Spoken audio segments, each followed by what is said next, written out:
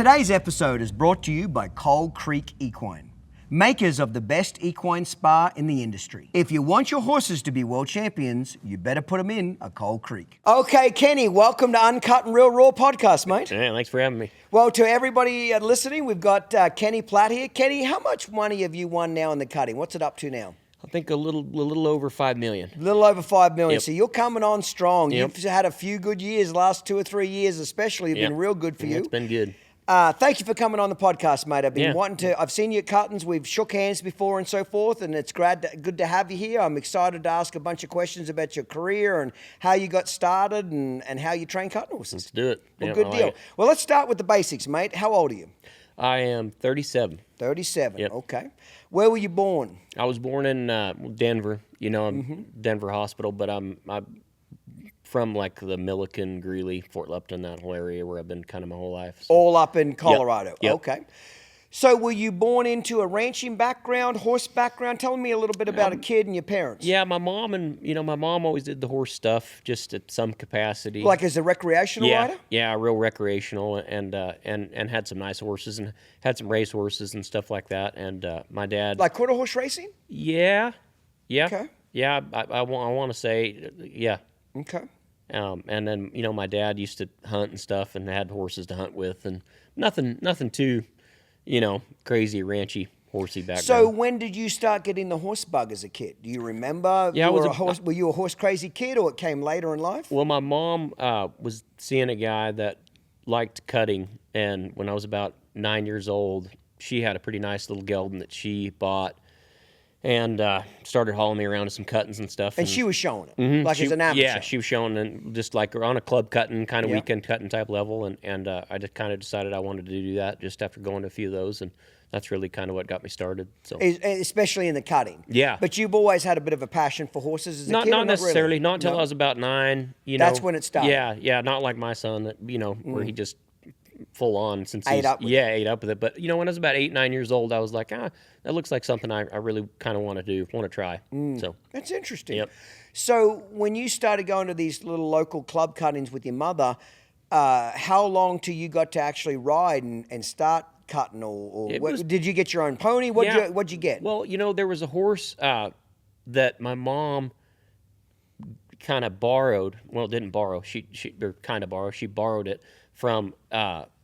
It's a kind of a long story, but this horse was tied up in a kind of a lawsuit type of a deal, right. or a guy was kind of going to jail, if I kind of remember the story right. And so this little gelding that this guy owned, I got to borrow, and his name was Doc's Accident, and he was trained by Larry Reeder. And I think Larry might have made the fraternity finals on it, but he was just a fat, pot-bellied little gelding, and little, and it just was a perfect scenario. I got to borrow him for a little while and go show him, and he was a great horse for me to learn on. And how old was the horse? Do you remember? 20. Oh, truly, he was 20. That's awesome. And when I say pot-bellied, he was pot-bellied and had a hernia, so he looked even more pot-bellied. His back was probably swayed being 20. And my mom feeds stuff pretty good, so when we got him, he got even more pot-bellied, but he was a really good horse for me to learn on. And So help me understand, did you have cattle at home then? Where were you riding these horses? My neighbors... my neighbors would have been that lived just to the west of my mother had an indoor arena, and they had a couple people working for them, a couple Australians, and one of them's name was Andrew Lyons, and that's kind of who facilitated getting my mom that gelding that she started showing, and then that's who facilitated me getting that horse called Doc's Accident. So he was in the cutting. He was, yeah. He was was he a trainer? Yeah, what was he? He was a trainer. He was an Australian guy. He worked for a lady named Joanne Wagner. And, I think he might have spent some time around Paul and Winston, Hansman, stuff like that, and just kind of cut on a little lower. So was he training cutters out of that facility? He was. Okay. So is that where you and your mum went to get cutting lessons? Yeah, we'd go I'm there trying to get figure help. out how you two got to actually work cows. Yeah, we'd go over there, and my brother would go clean stalls, and they'd pay him, and I'd clean a few stalls, and I'd get a lesson, but I'm pretty sure I got more lessons than I ever did clean stalls. You got the better end of that deal. Your brother's still fucking bitter about it. Yeah, for sure. For sure. So you just kind of had the bug So what I'm getting at is cutting was your first exposure to horses, period. Yeah. It's not like you just had one around the backyard No. and then years later found a cutting horse. That was your first exposure. Yeah, it's what I wanted to do. You know, I don't know, and I don't really enjoy trail riding or anything else like that. But the cutting horse deal it really appealed to me. It just was. Did you think it was exciting? You think it was kind of a cowboy? Yeah. What'd you like about it? Yeah, just the cowboy element of it, and you know, things were happening fast, and you know what I mean. And then there was just like guys that were doing it when I was growing up that were cool, you know, or what I sure thought were cool. Yeah, and, cowboys. And still are, you know what I mean. And like I remember when I was 9 or 10 years old, I got to go to the fraternity so it would have been in 1999 when Shannon Hall won it, and you know I had been to cuttings and stuff, but you know like. Especially back then, it was a full house. I mean, I don't remember there being an empty seat in the house. And I got to watch Shannon win the fraternity on Shania C, and that was like, I got thinking, man, this is a bigger deal than what I thought it was, and that really got me kind of hooked. Motivated even more. Just so much crowd participation and people and everybody hollering and screaming, and it was pretty neat. Yeah. So, So you got that horse when you were about 9. Did you show it through your teens, or how long did you keep that I didn't horse? show it for very long. I don't really know. I think I maybe got to show it for maybe a year and a half, or maybe about a year and a half. I don't. And just going with your mother to these club cuttings just around littler around stuff. Yeah, for sure. And then I kind of took over her gelding. She had a really nice gelding, and she started letting me show him more and stuff like that. So we kind of both doubled up on him, but yeah, it was always her that got me started. And So your parents, well, at least your mother, she was very supportive of the horse bug. Correct? Oh yeah, she encouraged you to do it. That's awesome. Yeah, without her, I wouldn't be doing it. Yeah, you know, that's for pretty sure. awesome. Yeah, that's awesome. It's pretty neat. So the guy from Australia, was he the main coach that you and your mother had at the time? You know, he because we were so close, he helped me out a bunch, and then my mom bought a mare from Lloyd Cox because he lived the other direction, but about 45 minutes the other direction. Okay. And then we started getting some help from Lloyd when I was probably 12 or 13, you know. So that's when you moved kind of to that deal. Yeah. Did you realize that there was just more opportunity there, or better horses, or what was it?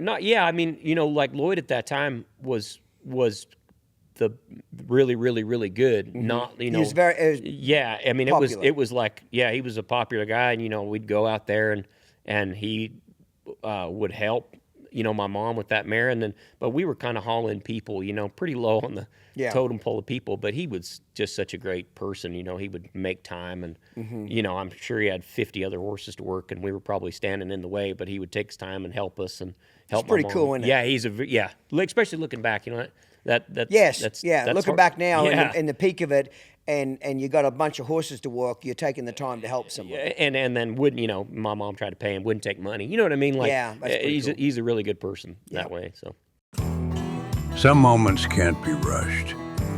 Built with patience, craft, and precision. Mature agave, toasted oak, and an exceptionally smooth texture. A deep expression, made to be enjoyed. For those who know, true character reveals itself with time. 500 Novillos Añejo. Depth and smoothness. Tequila as it should be. If you're into rope horses and you want to see where the best of the best really show up, Old West Futurities is where it's at. Big-time horses, serious competition, and some of the biggest payouts you'll find anywhere. Old West Futurities is where reputations are made. So whether you're looking to compete, shop for your next standout horse, or just sit back and watch top-tier talent, don't miss it. Head over to oldwest.com to check it out. It's not easy making change. It's not easy raising champions. It's not easy breeding excellence. But the equine industry demands nothing less than the finest. That's when true greatness is born. At Valley Equine, we nurture that greatness every day. We cultivate the next generation of champions, the future icons of the arena.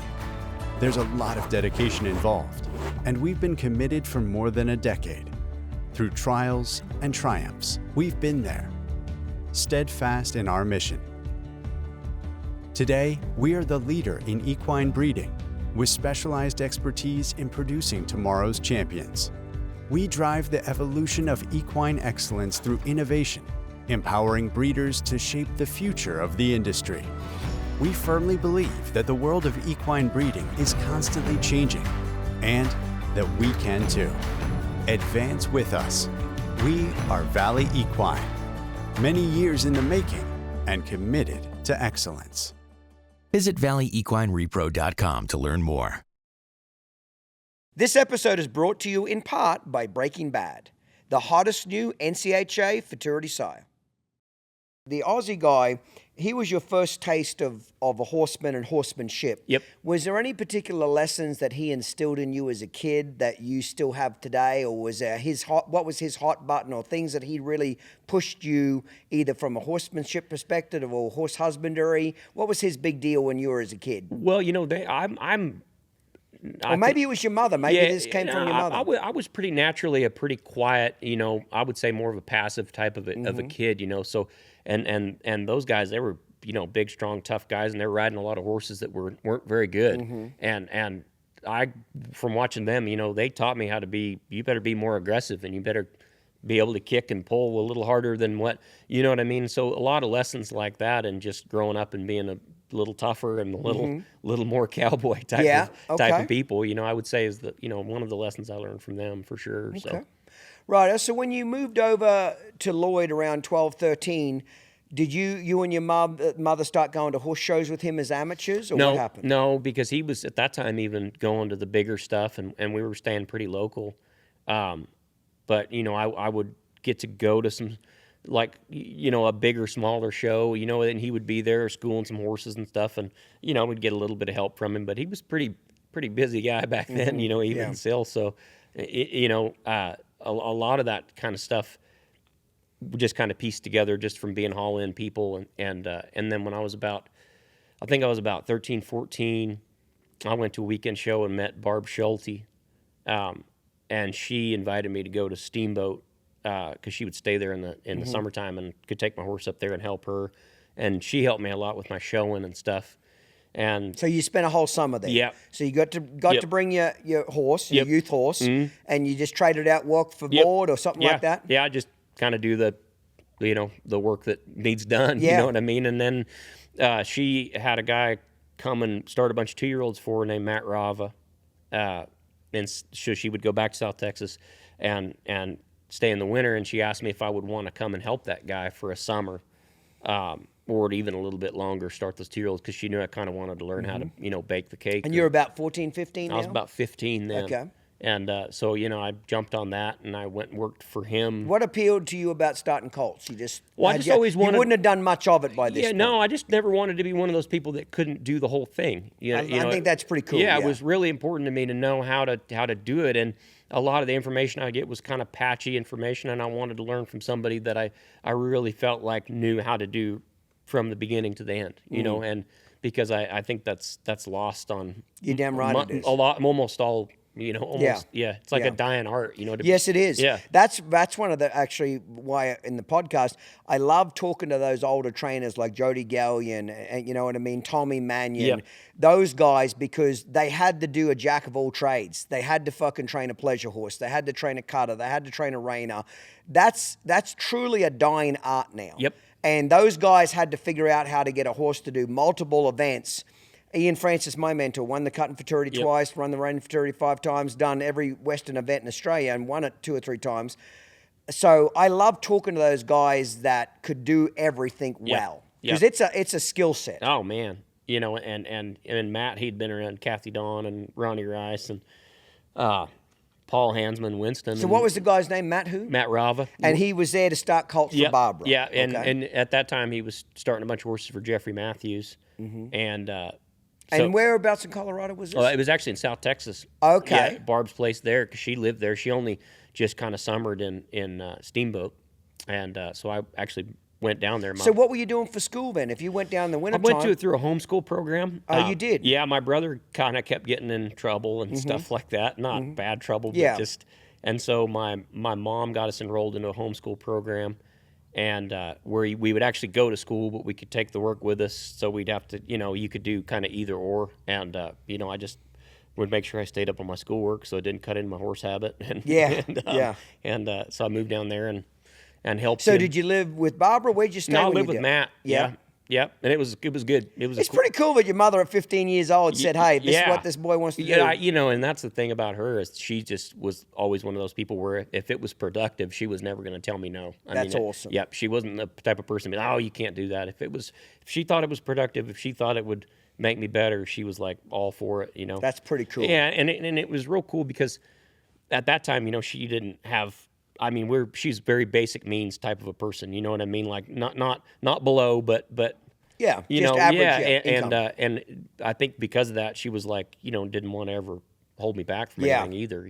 So it was pretty cool. So that first summer, first winter, you started Colts. What was your takeaway from that first set of Colts? What did you learn? What was a big aha moment for you? Man, I just learned that Matt had spent a lot of time around Ray Hunt, and everything he did was so methodical. The way he tied a horse up, the way we rode, we really didn't start those horses on a flag until they had a good 30 days of just riding out. And I learned that you better have a really good work ethic and be, tough but Matt really taught me how to be a good horseman. You know what I mean? Like he would put the hours into those horses versus, just making a wreck of it. You know what I mean? He'd take a little extra time, and we worked a lot of early mornings and late days and nights, and that's really what I learned from him the most. Just a lot of horsemanship type stuff, a lot of basic, like it all is, right? A lot of. Ian Francis has a famous saying, because Ian did many clinics in Australia, and he said people would always call him and say, "Hey, we want you to do an advanced clinic," and Ian always said, "Advanced clinics are just better basics." Yeah. Better basics, yep. Advanced clinics are just better basics. Yep. People don't want to hear that. They always want the advanced shit. Yep. But when they can't do the advanced shit, it's because they can't do any of the better. So advanced is just better basics. Yep, I would agree. That's a good way of putting it. Yeah, better basics. Would you agree that the older you get, at least from my perspective, you just can't get around putting the time into these horses. They're a painting. Yeah. And you have to hand paint it. Yeah. You can't factory produce it. You can't screen print it. Yeah. You can't put it on a Ford assembly line. Yep. And as much as we want to as trainers to make more money, it still comes down to the time you put into them. Would you agree? Oh man, and every year whether they're a good, great, or an average horse, in order to really find out, you have to put the time in, and then even if they're great, you still have to put more time in. And every year, I'm always like amazed at the end of the year, by the time the futurity's over, how much time was invested into that group of 3-year-olds. And then unlike a lot of sports, then you just start all over from the ground up. Yeah. So I'm. It's never ever lost on me the amount of hours that go into it. It's astounding, really. Yeah, it very much is. Yeah. So that first year starting Colts, the big takeaway was the work ethic. Yeah.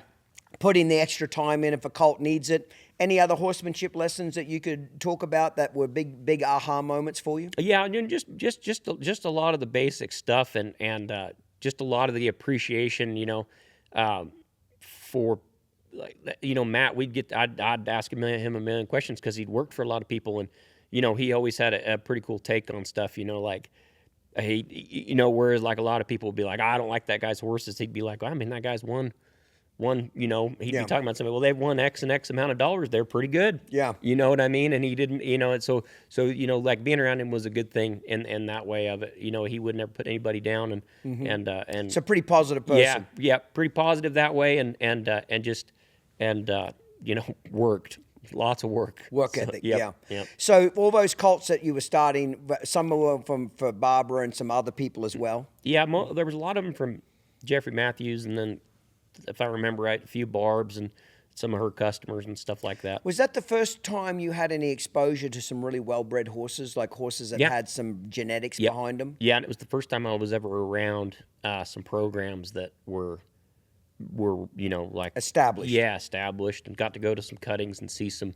Were you showing as a 15-year-old? Did you get to? I got to show one one or two horses just when I lived down there. One of them was really good, named Smokin' CD, that Winston trained, and he was an awesome gelding. And actually, Iron Rose Ranch owned him, and I got to show him at the Youth Scholarship cutting, and I got to show at a couple other weekend shows, but nothing crazy. But that really wasn't why I was there. I mean, I wanted to do that too, but I wanted to learn.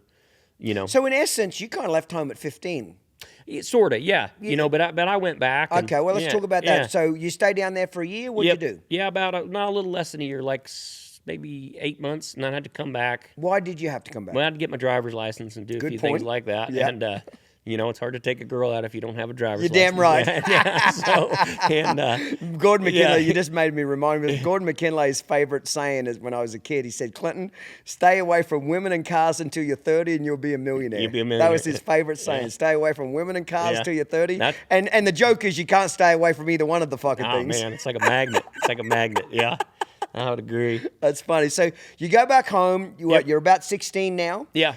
What are you doing now? Well, I had a gelding that I trained while I was down there in South Texas, and so my mom came pick me up because I didn't have a driver's license, and she took me to the early bird futurity. So how'd you get this back up a little bit? How'd you get this gelding? Did you buy it? My mom bought him for sort of just.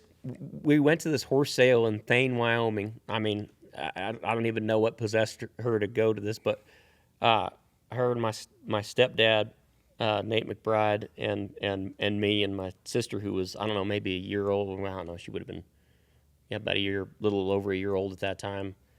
We load up and we go to this horse sale, and my mom buys this gelding. 2-year-old? What is it? Yearling, stud colt. And he was a Dock of Dynamite out of a Patty's Irish whiskey mare. So some pretty popular breeding. Yeah. And we drive home, and, you know, my stepdad, he messes around and starts him and stuff. And then, you know, I wanted to train horses, so I kind of took over riding him, and then I hauled him down there to South Texas. So when you went down there to start colts, you took that gelding with you? Took that gelding with me, and I trained him when I was down there, and then when my mom... So did you train him at Barbara's place? Did she have cattle? Trained him there at the place she leased, which there was lots of cattle there. Okay, so who's actually, at this point, what I'm trying to get at is who's teaching you how to train a cutter? Meaning that you've only had up to this point horses that were already trained as show horses. Yeah. And you're showing them. Yep. Okay, so you've got now from 9-year-old to 15. Yeah. You've shown quite a bit in the youth. Yep. Okay, but you've shown older horses. Yeah. Who's training you now to train a 2-year-old and a 3-year-old? Who's coaching you, or are you just fucking figuring this shit out Kind of as you figuring go? it out, and I got to haul him out there a little bit to Lloyd's, and then, you know, we had some, like, just some buffalo and just kind of tinkered around with it until I went down there. You know what I mean? So whose program were you following when you went down there with this gelding? That's what I'm trying to get at. Anything I could read, like watch on a DVD, or like YouTube really wasn't a thing then. Yes. So, you know, like I'd watch the DVDs and like the Paul and Winston tapes. And, Yeah, well, Matt's would have been popular. Yeah. Matt and Yep. Paul's DVDs would have been real popular back then. Yeah, and I'm trying to think, but I mean, you know, like Lloyd helped me a little bit with him and stuff like that, and then, you know, when I went down there, it was just, I was kind of like, I'd trained him like 9 different people. Yeah. And so, How'd that work out for yeah, you? we ended up working out really good in the end because Matt helped me a ton with him, and Barb, Matt Gaines? or Matt Rava. Matt Rava, who's he? I don't know. That's the guy that I went down there to Oh, start. that's colts. right. Yeah, Yep. sorry. Yeah. Yep. And so he could train a cutter too. Yeah. He could not just start colts. no, he was pretty good at that too, and had been around a bunch, and So you had plenty of access to cattle at Yep. Barbara's place. Yep. You could ride him 6 days a Yep. week. Okay. And because I was helping them, you know, like if they would like I was helping them essentially for free, you know. Yes. And so they would be, you know, if they ran some fresh cows in, I'd get to work him early, Yep. and that's really what kind of taught me how to actually kind of train one half-ass, you know, and I mean, like I said, I probably screwed this horse up and then tried to fix it 80 different times, and then he ended up being a pretty good horse, and then that was one of the first horses I trained and showed myself. Okay, so you show him at the small futurities? I did. I showed him at the early bird futurity. Where is that? It was in Depew, Oklahoma. And What month would that have been? August. Okay. And I won the early bird futurity non-pro on him, and I had no idea what I was doing. That would have been your first kind of aged event, correct? Yeah, it was my first age event. I actually tried to show that horse. Funny, we went to the show in Gonzales, and they had a 3-year-old the first day there, like a 3-year-old open, and the 3-year-old non-pro wasn't going to make, so I showed him in the 3-year-old open, and they had a pre-work there right before. So we're in July now. Yeah, like the end of July. So they had this pre-work there before the cutting would start. And I work him into pre-work, and I don't pick my hand up. I mean, he mops it up. You know, good is very good. Yeah. And I'm like, hell yeah. You know, and, Confidence is high. Confidence booster. Well, so then they have the 3-year-old open a little bit later in the day. Well, and I I had just worked and harassed this horse so much, you know, that like I had all these buttons on him. Like I'd watch Boyd Rice work, you know, and he'd put his feet out there and his horses would back up. So I walk up there to go cut my first cow, and everybody's seen this horse in the pre-work, just me never pick my hand up. I go to cut my first cow, hey, and he locks up in reverse. And Why? I don't have any idea. But the more I kick him, the more he goes backwards. and I can't get him to go forward. So he backs up to the back gate. And, So you're in the middle of the herd? yeah. And So you walk in to the herd. To the herd, and I'm cutting my first cow, and he locks up in reverse, and he backs up, and slams the back gate, and cows run out. And I was, you know, it's You're just, embarrassed? Yeah, I'm humbled and embarrassed. Oh, And- so isn't that yeah. funny? Your confidence went Yeah. from, your dick is hard. You Yeah. went from, fuck yeah, I put my hand Yeah. down in the pre-work. I'm the new fucking cutting horse trainer. Yeah.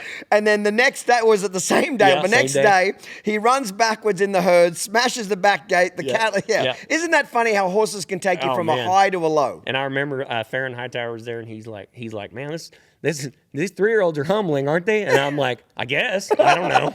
This is my first one. This is, and gosh, I was embarrassed, mad, and all of the above. But so You know what? That story, Kenny, there will be a lot of young trainers Yeah. now listening to that will give them a lot of confidence. Oh, And yeah. I'll tell you why. Because when people look at you and Matt Gaines and Austin and all the great ones, young trainers forget everybody started somewhere. sure, Everybody starts sucking. Everybody starts as a rookie. Everybody embarrasses themselves. Yep. Everybody starts somewhere. So you just sharing stories like that gives a lot of young guys hope. But hey, even Kenny Platt did something stupid Oh, when he man. first started. So you got to keep going. For sure, You know what I mean? yeah. So how did you get him out of the herd? What happened there? I ended up just getting. When he ran into the gate, did he come forward then? That gate scared him forward finally, and so he goes forward, and I get a cow cut, and it just was enough of a wreck. Like it rattled him, rattled me. Well, he doesn't hardly cut. Well, I pull on him and whatever. And So we don't get through it. we You have to don't. We pull do it. not get through it. But mind you, this is end of July. End of correct? July, yeah. Okay. And now that I know what I know, I'm like, why was I trying to show a horse in July, like a 3-year-old in July? That's a terrible idea. But anyway, so we go back, and I work him for a few more weeks, and then the next show would be that early bird futurity, and my mom was going to pick me up. We were going to hit that on the way back to Colorado, and I ended up going there, and I won that deal on him. That's in August. That was in August, yeah. So in the non-pro open. in the non-pro. In non-pro And- futurity. Yeah, and in hindsight, I should have showed him in the open because Barb Schulte was like, you should show that horse in the open futurity. I'm like, hey, listen, I almost broke the gate at the last cutting. Like, I ain't entering this horse in the open. So I didn't do that, but I did show him in the non-pro, and he was very good. And anyway, and then I kind of showed him throughout the fall. That was the first horse I really ever showed, 3-year-old I ever showed that I kind of trained. And So did your mother take you to some other small she futurities? did, yeah. We went to the Kansas futurity and the Utah futurity, and I did real good at both of those. It was good. Yeah, and So what did that first? So you would have been 16 now. 16 then, yeah. What did this first futurity horse do for you, Kenny? What did it teach you? Looking back on it now, what were some of the major takeaways that you learned from your first futurity horse? well, looking back, I mean, you know, our horse was 15 hands tall, and there was nothing about him that should have made him a cutting horse. It just was a lot of work ethic and a lot of sweat equity put into him, and that was my real takeaway was that you can put a little bit more into an average horse and get a little more out. If you're willing to put in the work in. And people now will go, especially myself, will go, well, yeah, but you're still not going to win anything on them.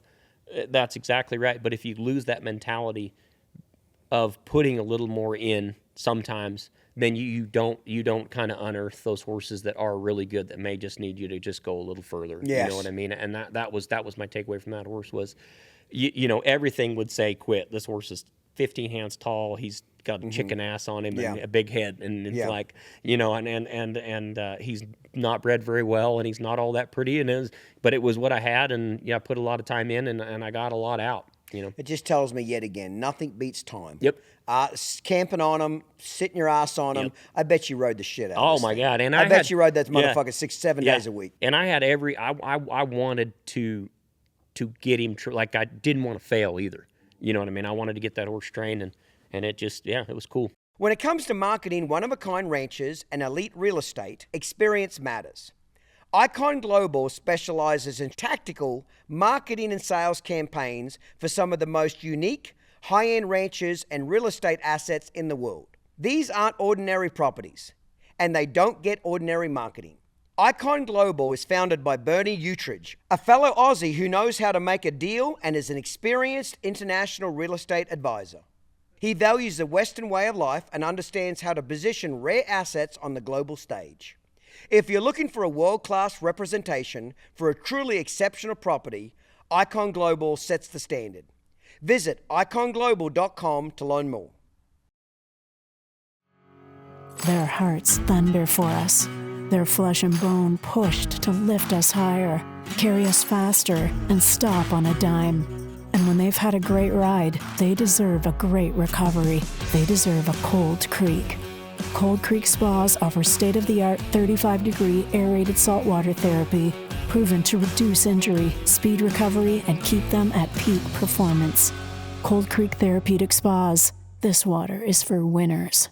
Silver Spurs Equine owns and stands over 30 champion performance horse stallions. They strive to provide options to top prospects for every preference and budget. Reining is the main focus of Silver Spurs breeding program, and they have developed their $1 Million Challenge as an incredible incentive that offers huge payouts to the champions of 7 different reining competitions around the world. Silver Spurs also raises about 150 foals per year at their ranch in Oklahoma, and each one is offered to the public for sale. This provides a wide variety of options to buyers looking for their next prospect, and most would be eligible for the $1 Million Challenge.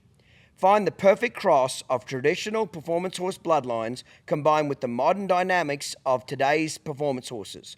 All available prospects can be found at silverspurssalehorses.com. This episode is brought to you in part by Real Cow, bringing the most realistic mechanical cow experience to your training program. What was there any particular horsemanship lessons that you got from Barbara, like things that stood out in her program or things that she tried to teach you? Well, she's such a great coach. She's a very good coach. Yeah, you know, yes. like and she would tell me stuff like showing and things that, you know, I still do, and yeah, like some really good horse training advice, you know, like I came home from that show. Yeah, tell us some examples. Yeah, I come home from that show and I wanted to freak out on that gelding, and she's like, hey, listen, and she's like, this is kind of how this goes. Don't tear down what you've built. Yeah. You know what I mean? Don't have a meltdown, and you know, everything's gonna be fine. Like horses do dumb stuff, and some of the other stuff showmanship wise that she taught me, like, and I still do it now. Like if I turn around after I've had a good first cow, you know, I'll turn around and I'll face the herd and I'll fix my reins and I'll take a breath and I'll think about what I want to do next. Like and you see a lot of people, they turn around and they're running back into the herd and it makes it look like they're already in a jam, even if it's going good. And if you stop and you turn around and you look back at the herd and you find your next cow or what you want to do, it's kind of slows everything down. And so that's what Barbara taught you? Yeah, turn around, take a big breath. Yeah, and lots, just fix your reins, lots of stuff like that. Just, you know, take a minute, slow everything I down. love that. Yeah. What else? Keep your composure. The composure thing, you know, just not letting it look like things are going wrong when they are, you know. Yep. Just, you know, a lot of simple stuff like that. Like I wish I had a better memory and more time, because I'm sure there's a lot of stuff I'm leaving out. Yeah, that's all right. Yeah, That's but good stuff though. Every horseman I've ever encountered, and everybody's like this, that they always have one or two things that are real sticklers for them, things that they did better than everybody else, things that they really instilled in you about how you take care of horses or how you train horses, etc. So really at this stage, you're trying to put 10 programs into your program. Yeah. You're trying to develop your own program, Yeah. and you're taking a little bit of everybody. Yep. Looking back on it now, knowing what you know now, do you think at that age you would have been better off saying, okay, if you're going to follow Lloyd, just follow only his program, or if it's going to be Paul or Matt Gaines, rather than taking a little bit of everybody at that such a young age and trying to combine it, do you think it would have been better for you to try to find one person with an established program and sticking with that, or not? Yeah, I don't know the answer to that question, because I think some of the things that I've learned, I've had to learn it the hard way through just like, I even think about like my son Carter, who's 8, and he shows now, and like I tell him, I'm like, we don't do that, and here's why, you know, and sometimes I think maybe that's not such a good thing, because maybe it'd be a good thing for him to do it wrong, a little bit, and figure that part out. So I got to do it wrong a lot, and I got to make the finals, and cut a bad cow in the finals because they didn't know how to watch cows. Yeah. Or I got to go there on a really good horse, not make it out of the first round because they didn't know how to watch cows. And then you figure out when you start sitting in the cow box and listening to these guys talk about cows, they know how to watch cows better than you. So you better figure that out.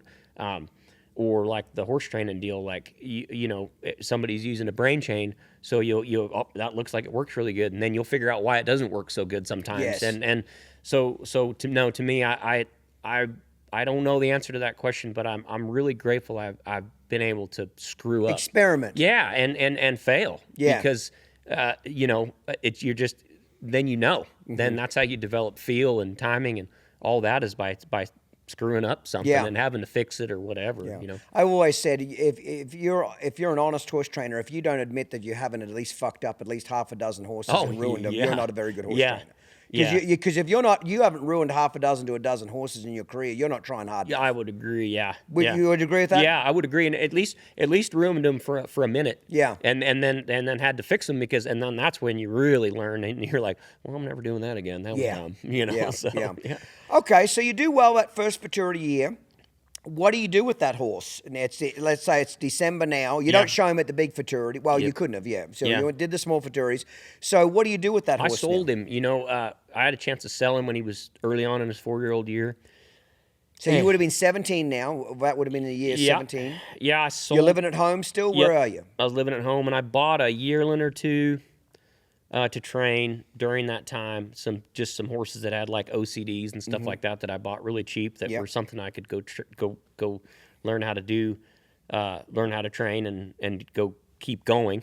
And I sold that gelding, and I was able to build an outdoor arena at my mom's place, just a outdoor arena with a couple pens on it, and then I just kind of collectively just kind of gathered up some cows and kind of tried to figure it out. You know what I mean? So let me ask you, at that point, do you know that you want to be a professional horse trainer? Yeah. Do you remember the age that you knew that for sure? That, hey, this is what I want to do for a living? 13, 14, you know. Okay, I want to train horses for a living.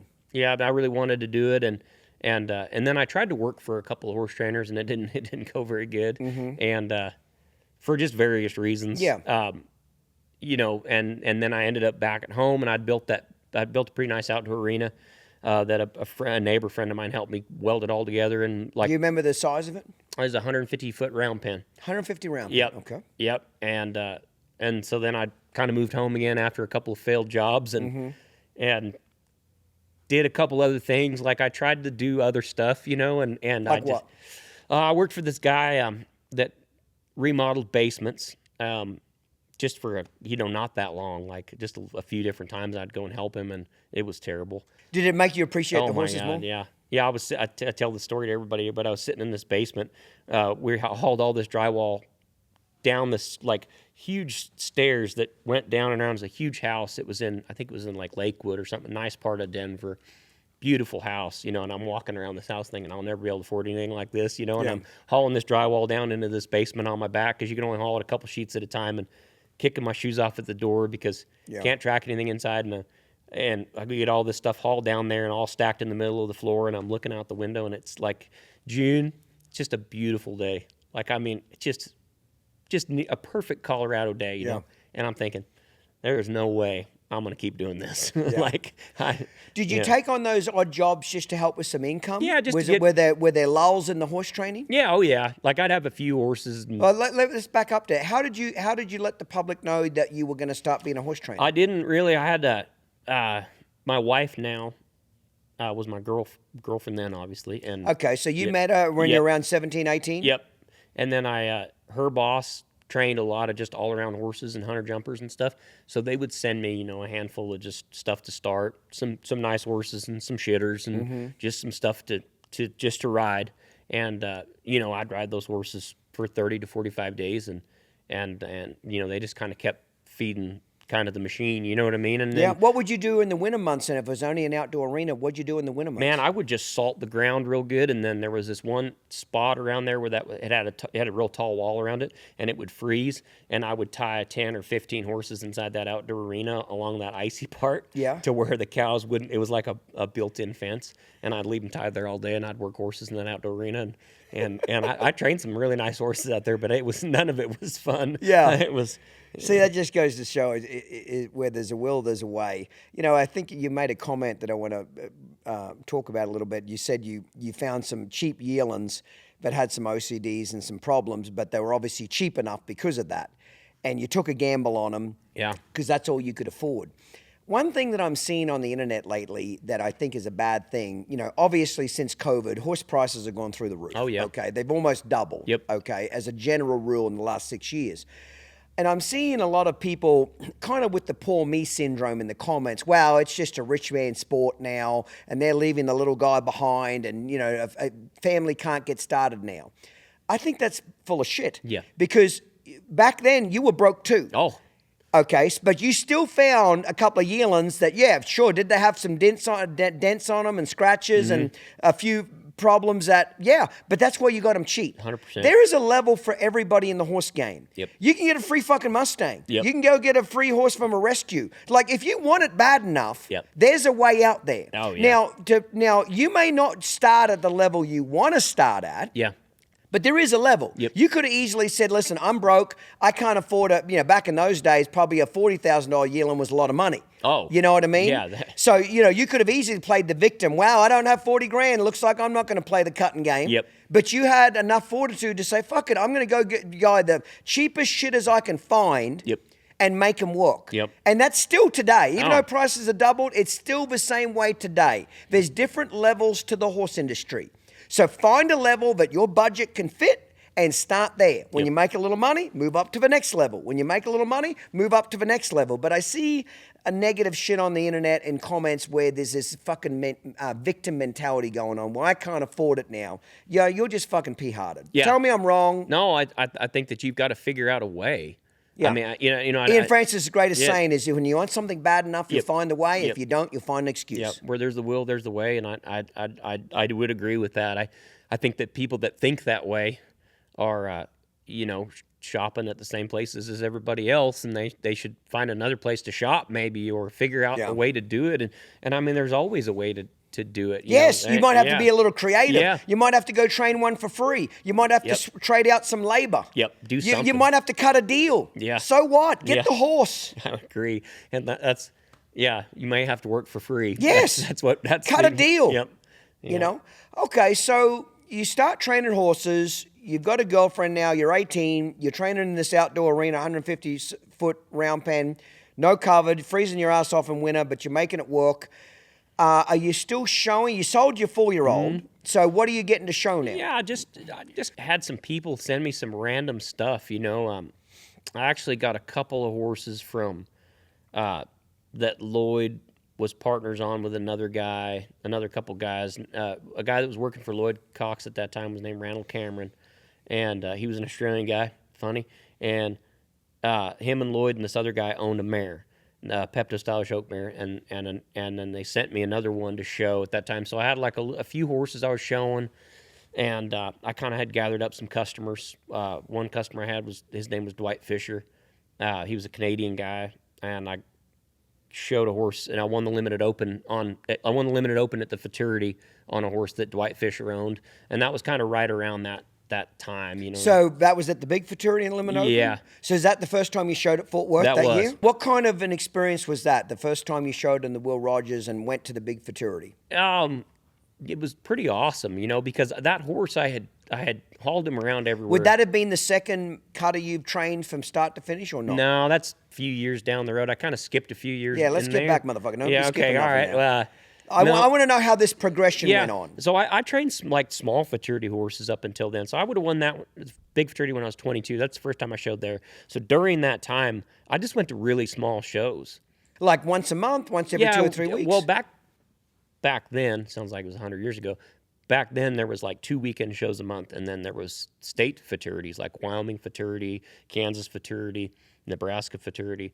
So I went to those shows, you know, like I went to the smaller ones because I didn't have the stock to go, and I didn't have the experience. Yeah. And I was always... Well, isn't that what you were getting? Yes. By going to those that's shows? I was always very real about, I need to get better. Yeah. You know, I never ever, you know, some of these guys now, I don't know, they have a confidence that's crazy because I was always like, I need to get better before I go to the big show and look like a jackass, And so I went to those little state fraternities and learned, trained some small fraternity horses that didn't cut, trained some small fraternity horses that did cut, and kicked around at those and tried to win as much as I possibly could. So, what was some of the second and the second year that you started a fraternity horse? What kind, if you can remember back then? I know it might not be easy, but can you remember the second horse you trained, start to finish? What adjustments you made? Like you had your first horse, that was your first experience. Did you go into your second fraternity horse saying, okay, I'm going to make some adjustments here? Is there anything you can remember from that at all, Kenny? Well, I think that was some of the mistakes I made early on, was trying to just fit everything in the same kind of category. And I tried to train that second one just like the first one, and he was a way better horse.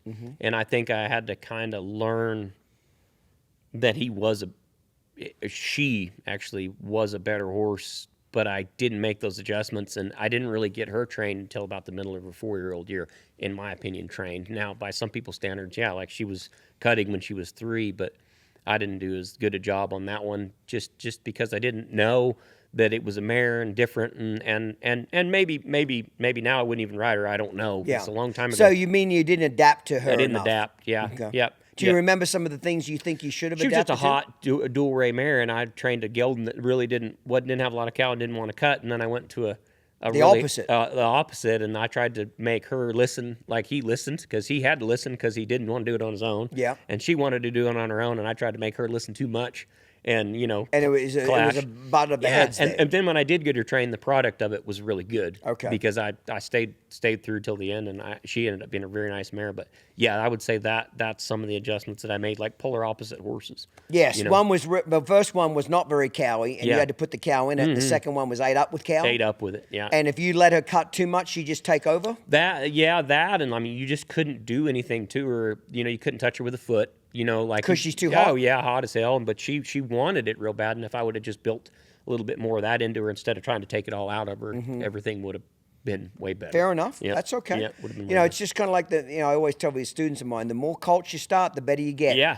You got to start a lot of colts, Yep. because just because you start 1 or 2 doesn't mean you know anything. Yep. You've got to start 100, start 200, start 300 of them. Yep. Okay, so what about, do you remember, if at all, the third or fourth horse? You remember any of those early horses there, what they taught you? That's where I'm trying to get of how you're putting your style together, because you haven't really worked for anybody to learn an actual style, correct? Yep.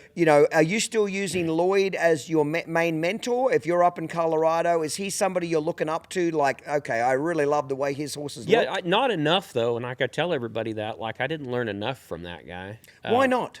Well, because that guy has a unique way of doing stuff, like how he works a horse, and I always thought to myself, like, I don't think I can do that.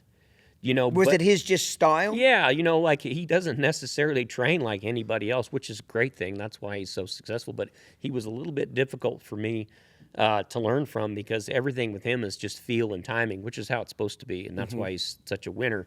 And it was a little bit hard for me to wrap my head around what he was doing at that time. Now, looking back, like, everything in hindsight is crystal clear. He was doing so many simple things that, like, I could have picked up on. You're just Can you mention some of them now? I just think he has a way of tying a horse to a cow, driving off on a cow and working a cow that's better than, and his timing was really, really good, and his feel for a horse was really, really good. And he never really ignored that when he was working a horse. He would always talk about how a horse felt, instead of, like, I was trying to train the body of a horse and pull a horse around and force a move on a horse. And he was working the cow so good that he was getting so much more style out of that horse because of that. And, like, so that would be the main thing there. But yeah, I didn't learn enough from him because I wasn't ready for that information. Yeah. And that's how things are, right? Isn't it funny, as a young horseman, I've had this myself, sometimes you get the right advice at the right time in your career where you're ready. Yep. Does that make sense? Oh, like, man. If you would have heard it a year or two earlier, it wouldn't have made any sense. In one ear, out the other. Yeah. But when you did get it, you're like, okay, I'm ready for this now. Yep. I'm thirsty enough. I'm ready to hear this. Yep, for sure.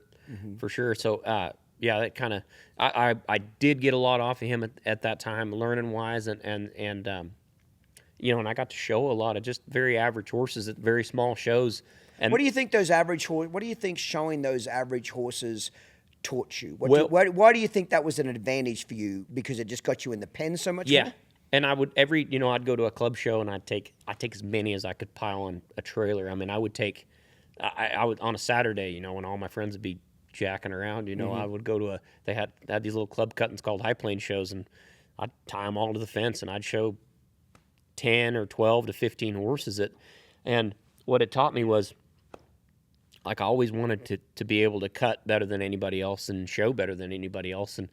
And I would try to get those horses through runs if I could. And if I couldn't, I'd pull on them and make them better for the next time. But, I would practice just everything, how I steered one around, how I, got my hand down quick, how I cut a cow, everything. I would use it for me. Yeah. And I felt like I was taking advantage of those people. You know what I mean? Yes. 'Cause I'm like, this is for me. Like, did you have some customers that were willing to let you go down the road? Not really, but I would talk them into it. Right. Or did you have to cut some deals to make that yeah. happen? Give us an example of some deals you used to have to cut. No hauling for more earnings.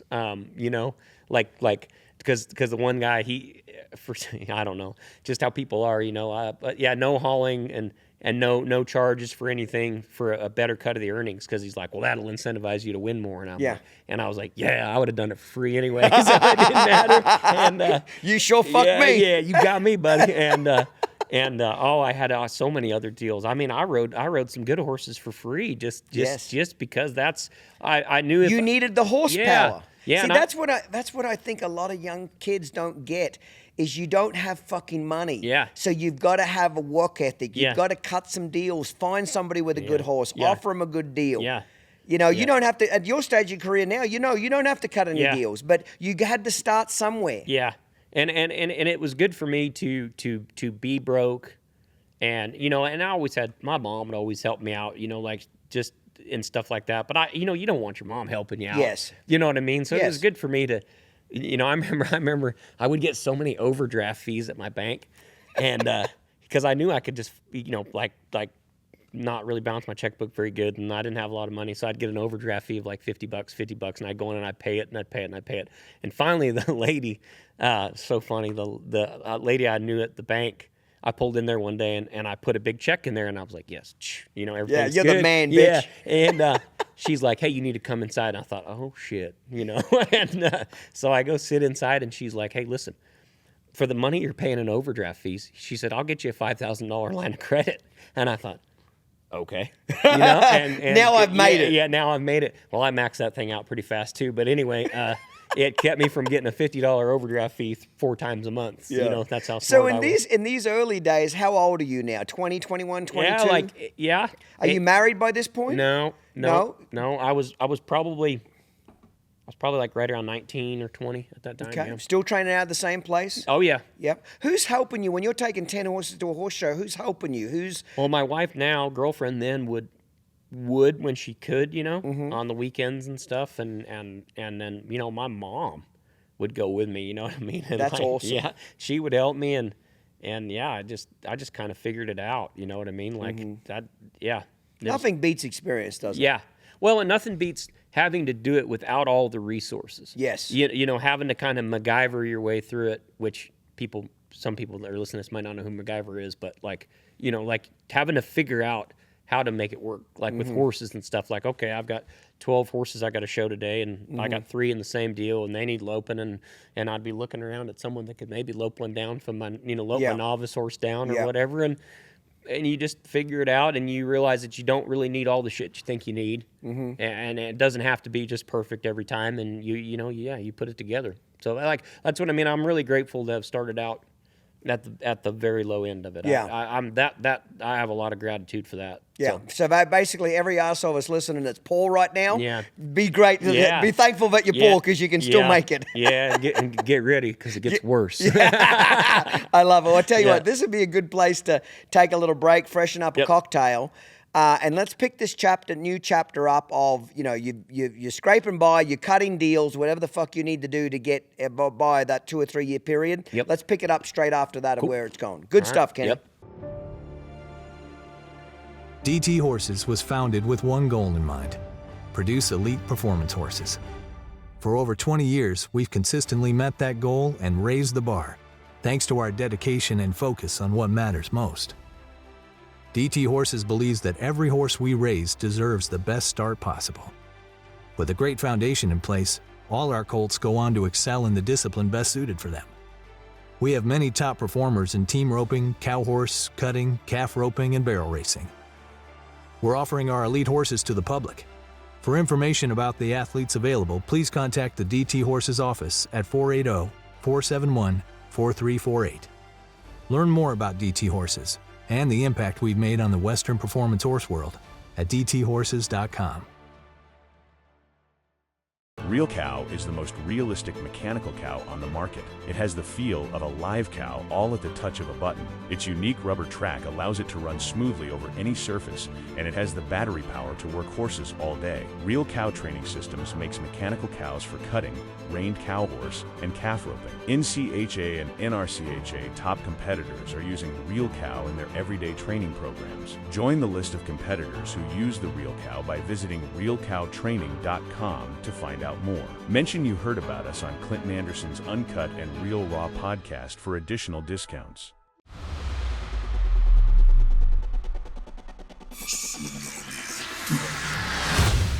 Breaking Bad is a 2020 stallion by Stevie Ray Vaughan, out of the all-time leading broodmare Sweet Abra. He is dual-registered AQHA and APHA, and is 6-panel NN. At just 6 years old, he's already earned over $230,000 and is still showing. He is nominated to the major NCHA and NRCHA stallion programs and is part of the new Legacy Bonus, which has an estimated payout of $1 million to be paid at the NCHA Futurity. For more information or to request your breeding contract, contact Beau Gallion Stallion Services or Fultz Ranch at 806-672-6039. This episode is brought to you in part by Icon Global, the premier real estate agency specializing in marketing and selling ranches. Righto, Kenny, we're back after the break, mate. So you're around 22, 23 now. You're still training out of your mother's place in a 150-foot round pen? Yeah, I was about, I think I bought my... And you're training year-round. Winter, Yeah. summer, it doesn't matter. You're out there riding Yep. your ass off. Yep, and I got an opportunity when I was 22. I just won the limited open futurity. So is that the first year you went to the big Yeah. futurity? Yep. What made you make that jump? I just felt like it was time, and I wanted to. Yeah, I mean, the futurity is like the goal, you know what Yeah. I mean? And I it's so funny. I never really got to catch ride a horse or anything like that, but I didn't really put myself out there much for that. Mm-hmm. And so anyway, I got an opportunity to buy a 2-year-old that year before for a guy named Dwight Fisher that I was riding some horses from that was from Canada, and he wanted a horse to go to the futurity with, and I bought a little gelding, and for not very much money. I think we paid $13,000 for him, and that was my shot.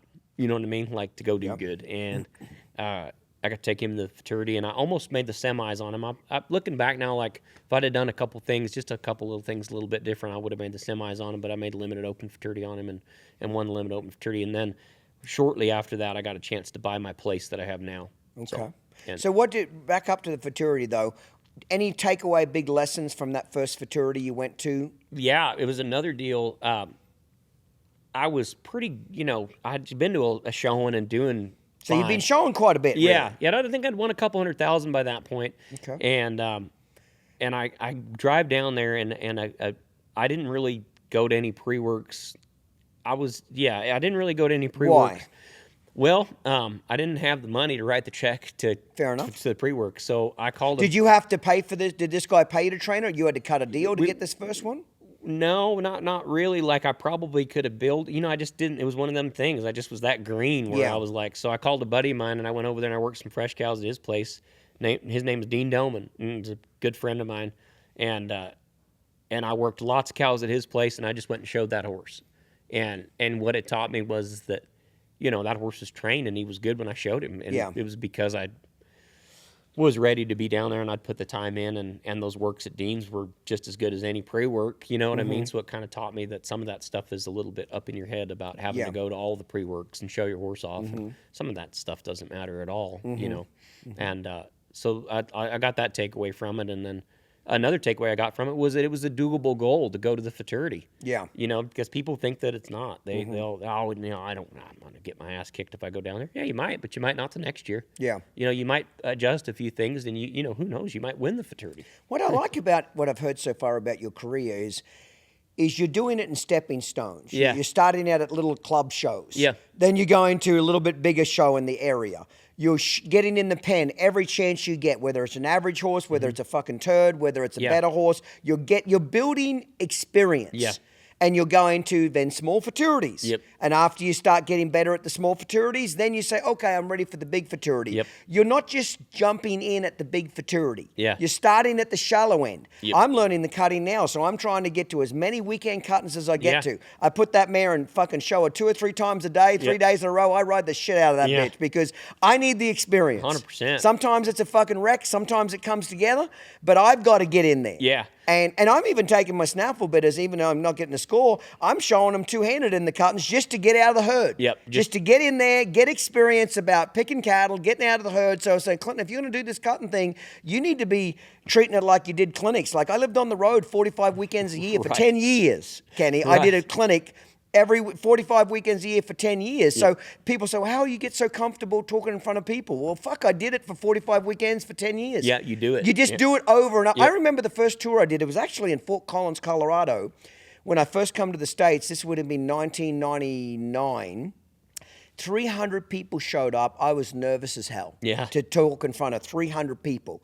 Now I could talk in front of 3,000 people and not even get prepared. Yeah, just walk straight out. Yeah. Wouldn't even. But I had to do that. I've done 250 tours now. Yep. In my career. Yep. So there is something, I think a lot of young trainers think, okay, I'll never get to the fraternity. You don't have to get there. Start here. Yeah. Start where you can get to. Yep. And then build a little bit more. Yep. Get that accomplished, then build a little bit more. So to me, it was a very smart way of doing it because you started at the shallow end of the pool. Yeah. Right or wrong? Yeah, no, I think it's right. And I think a little bit of I think it was a good thing for me to not have an overwhelming amount of like self-confidence of just like some of these people now that they're like, 25 years old and like, I don't know why I haven't won the fraternity yet. You know what I mean? Like I didn't have that kind of overwhelming self-confidence. I was like, I know I need to get better at this and I need to put the time in to do it. And so, yeah, I would agree. I'm very grateful for it. And what it really taught me too is, people send me horses now that aren't any good because that's the nature of they're not all first round draft picks, right? Yes. And I'll tell them, I'm like, hey, this horse is not going to work. And they're like, and their first response now especially is, well, this horse may not fit your program. Mm-hmm. And what I feel like telling them is if you knew the other stuff that I have trained, you would realize that this horse really isn't any good because it's not, you know what I mean? Because you've seen every turd in the world. 100%. Yes. And so that part of it, though, I'm grateful to have that experience to be like, okay, that's you go fine. find out by yourself. 100%. So I'm happy about it. It was cool. So. Okay, so that you won the limited part of the fraternity. Mm-hmm. What did it do for your confidence? More just not so much the confidence part of it, but a very doable goal. You know what I mean? And I felt like, okay, I've come very close now. I can do this. And then I bought my place, and then I spent a couple years just trying to figure out how to build my place and train horses. Are you married by this point? Nope. No? No. Okay. No. So what made you want to stay up there in Colorado? When you're a young guy, you're 22, 23, mm-hmm. Weatherford's big, Texas is big. What made you want to stay up in that country? There were some people up there that believed in me at that time. Customers? What I mean? Yeah, and there was a pretty good, there was a couple cuttings a month that I could go to. How far away? Within 3-4 hours. Okay. I could, there was... All during the summer months or winter too? All kind of throughout the year, and I would go to Colorado Springs, they had a show there once a month at least. And it had good added money, and I would stay at my aunt's place. She lived down there. I'd stay in her house, and it would, cut costs. And, I was broke, and everything mattered at that time. And yes. So, to me, I was getting to gain a lot of experience. I was getting to show a lot. I was getting to win some money, and I was kind of just picking up a couple of lower-end customers here and there. And did you find that with that first win at the limited at the fraternity, as you've won more, do you think that helped you attract better customers, better horses? Not really. Yeah, I think it did. I think it did help me get a few customers. you know, and it kind of, made people think, oh, this guy's pretty good. Yeah. You know what I mean? But, you know, I still ended up with that same kind of loyal group that I'd had, you know, before. Yeah. But yeah, I gained a couple customers from that, and that was a really big deal for me. I still wear the buckle when I'm not wearing this buckle, which is the fraternity champion buckle, but I have it on my other belt, and I wear it every day I work, because every day I put it on, I think about how hard it was to get that buckle. That's awesome. So That's pretty cool. Yeah. So it meant a lot to me. That was a pretty cool milestone for me. Was that the only horse you took down to Fort Worth? Yep. I took another real average 3-year-old Pepto Geldon that I was trying to make better than he could be, and that horse, and I showed the one there at the fraternity, and yep. Yeah. Awesome. So now you're kind of tired of freezing your ass off out in the winter every winter. Yep. You're thinking, I got to buy my own place so I can get a little bit of a cover. Where's your mind now? You know what? I don't know. We were looking at property, and you know, at that time the real estate market wasn't very good. And what year is this? 2009, 10? 2010. 2010. Yep. So we're still in a bit of a recession here. Yep. And there was a guy named Robert Turgemba that was cutting a little bit. His son cut a fair bit and stuff like that lived up there, and his son wanted to relocate. And he had kind of built a little training facility, you know, small facility, about 15 minutes from where I was. And that's the place I'm at now. And it had a little indoor on it and stuff. And they were having trouble selling it. And not trouble, but, you know, it wasn't moving real fast. And so he shot me a deal on riding some horses for him. Any owner carried the note. So owner financed it, that helped you out a little bit? Yep. And I jumped on it. I was, you know, my mom was like, I don't know, that place is overpriced. You know, at that time, my mom's a real estate agent. At that time, that place, she was overpriced, and she browbeat Bob Turgemba down on the price, you know, and anyway, with a little bit of heartburn, he let me buy it, and the owner carried the deal on it, and I took a second out on it and built a barn and did a few things. So what was on it when you first got there? There was a little 10-stall barn and an indoor arena. And how big was the indoor? Pretty small. It was like 125 by 70. Okay. Yep. 120, so it's a rectangle, basically. Yeah, basically. Okay, yep. and that's riding area. Yeah. Okay. Yeah, the riding area at that time was that. Yep. Is it still the same indoor today? I cut it down to just, I think the working area is like 70 by 80. Just works a little better, a little more of a square. A little more of a 70 by 80. So that's pretty tight. It is. What do you like about having a tight pen like that? What are the pros and cons? I like it when that wind's blowing real hard and it's snowing. It's warm in there? Yeah, it's warm in there. And since then, we've spray-on insulated it, the spray foam insulation. Holy shit, you're moving up in the world, motherfucker. Yeah. Now you got insulation. I tell you what, we did that 2 years ago. I should have done that 10 years ago, but that's funny. Yeah, I like it for that. I don't just love working in there, but it's really good for what. Is there any positives? Of being that tight? Tell me some positives. Okay. Talk about let's get into some horse training now. Well, let's talk about what positive a small pen does and what are the negatives do. I think you get a lot of contact in a small pen, and it gets those horses a little bit more bulletproof, because you know you'll find some holes like you're working in a big pen all the time. You know, you get a lot of time to travel, and you get some hang time, and you can kind of have one turning around a little slower. And that indoor arena, it doesn't lie to you very much. I mean, those cows come at you pretty quick, and you got to be kind of Johnny on the spot to hold one. And so I would say it's helped that a lot. And I do like working in there at certain times. Yep. Yep. Do you think it makes the horses a little more brighter because it puts more pressure on them? Yeah, I do. I think it makes them a little brighter, and it makes your timing a little bit better. So being that small, what'd you say it was, 80 by 70? 70 by 80, yeah. 70 by, so you've got a babysitter and 2 or 3 head in there. That's about all the space you've got, correct? The corners are cut off a little bit. I change cows on foot, you know, because I got to get my roll-up door, and I change cows on foot, which Buster would definitely roll over in his grave if he saw me doing, but that's how I do it. But, That's awesome. Yeah. That's interesting. You know, again, where there's a will, there's a way kind of a deal, you know?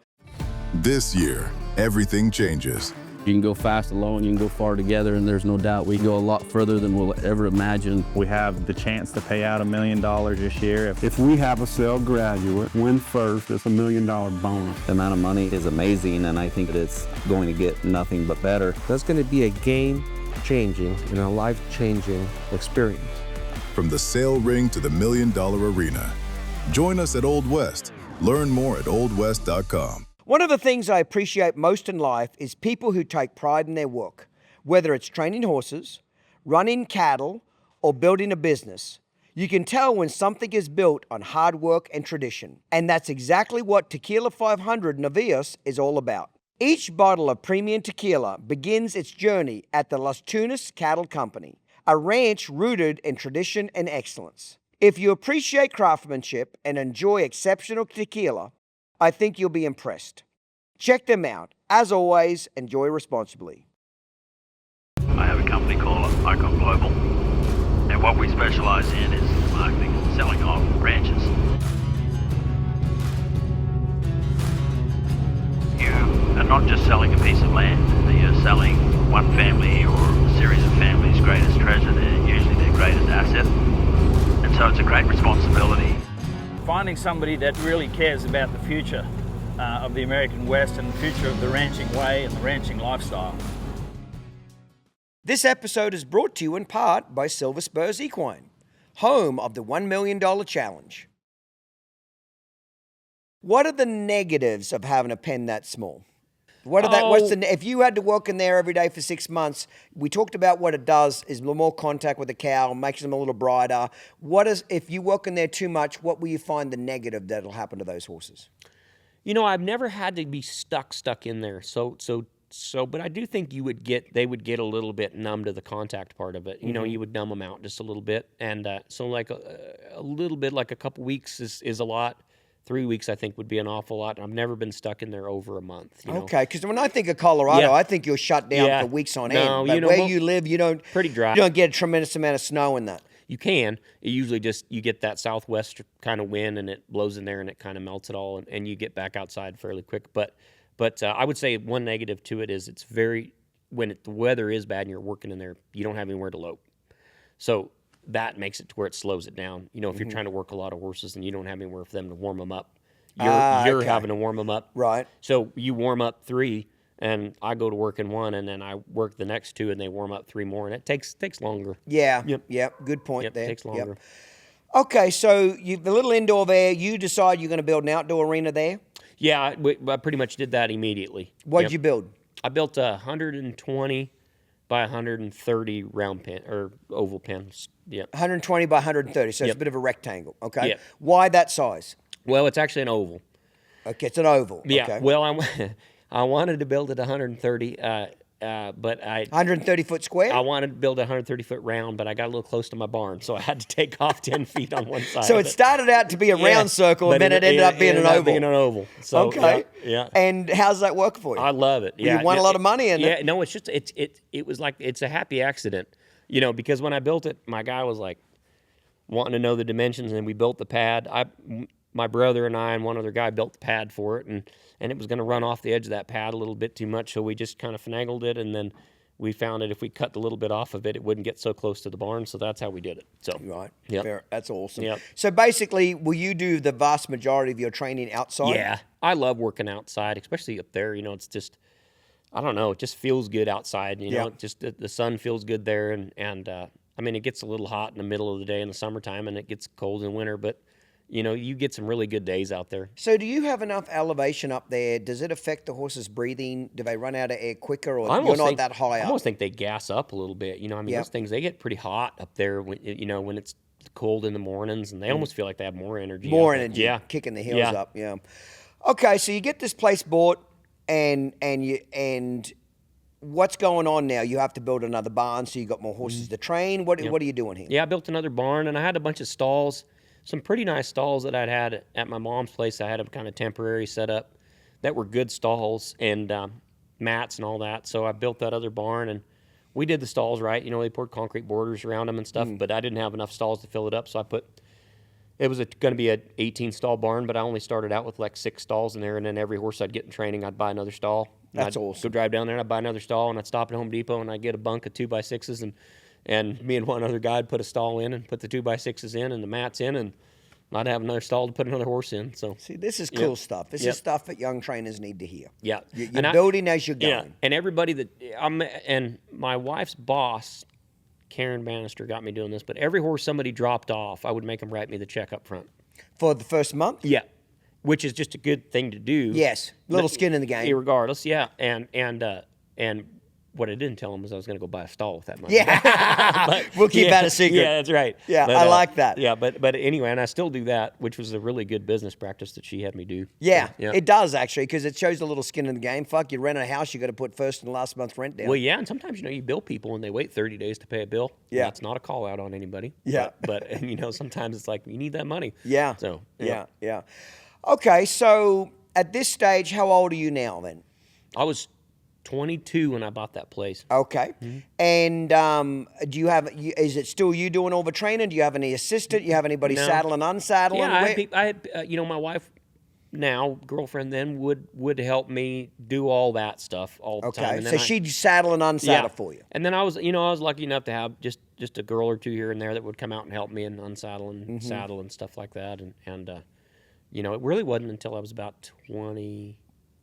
I think I was about 24, 25 before I could hire a full-time person. Right. That lived there that really, helped all the time. So back in those early years, are you getting people that are still sending you 2-year-olds to go the whole way through? Is it mainly amateurs? Where is the business model? Mostly 2-year-olds to get trained and stuff like that. For you to keep or to go to somebody else? For me to keep. And then I would train I would just start some horses still then just to feed the machine. Yeah. Yep. And, yeah, I was getting some better stock. I really got some way better horses along about 2011, like 2012. I started getting some better. How old were you then? I guess I would have been 23. Yep. So what happened? Why was that a pivotal moment for you? Was it just pure luck? When I say luck, let me take that away. Yeah. Was there something that happened that kind of triggered that better horse showing up? No, not just reputation. Just reputation, and just kept going. I kept going like the Energizer Bunny. And it's something to be said about just not stopping. Just didn't stop, and then I would start getting some better quality yearlings in there to start, and then like I got a horse called Ruby CD that I made the Futurity Finals in 2013. I'm kind of skipping now. So like in 2000, around that 11 time, I got with Bob Tregemba. He sold me that place, and then he started buying some better 2-year-olds, and like better 2-year-olds meaning like a $15,000 horse out of the couple of them out of the Slate River sale that like one we paid 10, the other one paid 16,000 for. They ended up being really nice horses through just like work and luck. You know what I mean? And then they were like, especially now, I would still like to have those horses. They were really good quality, and got to buy some out of there. And I took some chances and bought some horses that probably most people would team sort on now, and got to show them, and they ended up being decent show horses, and just kind of built a little string of horses up. Yeah. And then in 2012, I went to the Futurity. Did not do worth a shit. Mm-hmm. You took 2 horses? 2 horses. Are you now trying to get up in the level? You're out of the limited? Yeah, out of the limited, and it wouldn't have mattered anyway. I didn't do even good enough to make the limited, even if I would have been eligible for it. Didn't do worth a damn. And I bought a horse called Ruby CD. And when I say I bought him for Robert Tregemba, the guy that sold me that place. And that was the first horse I bought that I really knew I bought some horsepower. Like, what told you that? Just his strength. I mean, this horse, he weighed 1,000 pounds and just was stout and big old strong gelding. Was a stud then, and he was a real bowed up stud then, which was perfect because I think those make the best geldings anyway. And then the next year I got to take him to the Futurity, and I was 7th at the Futurity. Oh, truly? Yeah. So that was your big major break in the That Open. horse was. So how many years did you go to the Futurity before you made the Open Finals? I went in 10. I lost a customer in 11, and I did not get to go to the Futurity in 11 and show anything. So I went in 10, won the Limited Open. I missed 11, or went in 10, missed 11, went in 12, didn't do any good, and went in 2013 and made the finals. Ended up 7th in the finals. That's got to be a huge dream right there. Yeah, it was huge, and it was really just a cool. That horse was awesome, and I got to show him like he was like 9 years old in the finals because he was very much overtrained. You know what I mean? So let's talk about that a little bit. I'm getting the impression this is your first real big-time horse. Yeah. Talent-wise. Yep. So you trained him as a 2-year-old? I didn't. I bought him from the Rap Ranch. Skippy was riding him at the Rap Ranch, and Turner West told me about him. I went out there to go look at Metallic Al, because Robert Tregemba wanted to look at a horse called Metallic Al that ends up, being a stud now that Tom Shelley ended up getting. And I told I call him Bob. You know, I was like, Bob, that horse is going to bring a lot. You know, and he's like, well, hell, let's just go out there and look at him anyway. So we did, and I was on my way out there, and Turner called me, and he's like, hey, when you're out there, you need to look at this highbrow CD because I think he's a really nice horse. He said, I'm not working him, but he said Skippy is, and I said, okay, cool. So we went out there, and about the first 2 moves that Skippy worked this horse, I was like, I'm going to buy this horse. Like, so he was going in the cut and sale there, the 2-year-old cut and sale. And he went through the sale. He brought $13,000, and we were the only bid. So tell me how that happened. How did that horse slip through the cracks? I don't know. But you know, he was a tougher type of a horse, and he was a real bowed up stud. But there was a lot of good things about him. And now, back in those years, what year would this have been? In 2012. Okay, so back then, what would have been a big time 2-year-old selling at the sale? 100 grand. 100 grand. Yes, Yeah, because I kind of remember that. Yeah, yes. Tate Bennett. You know, I mean, Tate Bennett was the first person I remember that those horses would bring over 100. And I mean, that was a big deal. Yes, like, everybody made a big deal of it. You know, and you know, and so that horse brought 13. Right. And we were the only bid, and we took him home. And so the first thing you do is castrate him? I worked him as a stud for a little bit, and my arms got longer pulling on him, and then we cut him, and then he made a real good horse after he was a gelding. He was a really fun horse to train. So let me ask you, if he had so much feel and talent to him, why didn't they castrate him or just keep him? Well, I mean, I'm not sure the reason to be there because Ray Baldwin owned him and he was a stud colt. They probably didn't want a gelding, et cetera, et cetera. And I'm not sure about the rest of it. But man, I was really glad they didn't want to. Yeah, of course they were. Know? So that was your first taste of a horse with real horsepower. Yeah. What did he teach you? And the reason I asked that is I remember the first time that there was a mare of mine that I had here in the States and built my career around. Her name was Mindy, and she was a Doc Spinifex mare in Australia. And it was the first 2-year-old that I rode in Australia that had actual talent. Yeah. Like when I rode it, I'm like, wow, yeah, they can actually feel like this. Yep. Like I'm riding backyard piece of shit, fixing problem horses trying to buck me off, fixing horses that are trying to chase me out of a round pen. And when I got her, I was shocked at, like, I didn't realize how easy this could be. Yep. Like, that was what I remember is like, holy shit. This is what people in magazines talk about a good horse. This is what a good horse is. So like, what did that horse give you that kind of vision? That horse he was a tough horse to work. Like he was just so cowy and he, you know, typical highbrow CD. Like no matter what you did to him, he just would pull the reins out of your hands trying to cow up. So he was. So he had a lot of cow sense. What that horse taught me was that there is horses out there that are just show horses. Like. Because to work that horse, I mean, he did not feel very good to work at all. And I would, you know, fight with him enough, working him good at that time because I had a pretty good understanding what I was doing at that time. And that horse taught me that sometimes you don't know what you have till you really start putting your hand down. And that horse throughout the futurity, just every run, I'd walk up out of there and put my hand down, and I'd almost like look down and be like, God, is this the same horse? Like, you know, this. He got better. Got better, and the more he realized, you know, he just was a real show horse, and he had that mentality of, oh, you got your hand down? Watch this. You know what I mean? That's awesome. Yeah, he was really cool that way. So. Did he teach you to maybe live with some shit in the training? 100%. Yeah, 100%. Because, you know, I mean, he could chew through an iron bar. You know what I mean? Just stiff. Yeah, tough horse, but man, when you put your hand down, he could run straight as a string and just drill it and rip back the other direction and always left with a cow. You know, like you'd be pulling and then he'd turn around there and go get one. So yeah. Yep. So the lesson was, you know, sometimes they're not going to feel the way you want, but they'll show better. Yeah, like a compromise, like, and we were talking about it earlier, you and I. But like sometimes you fight for what you want with a horse.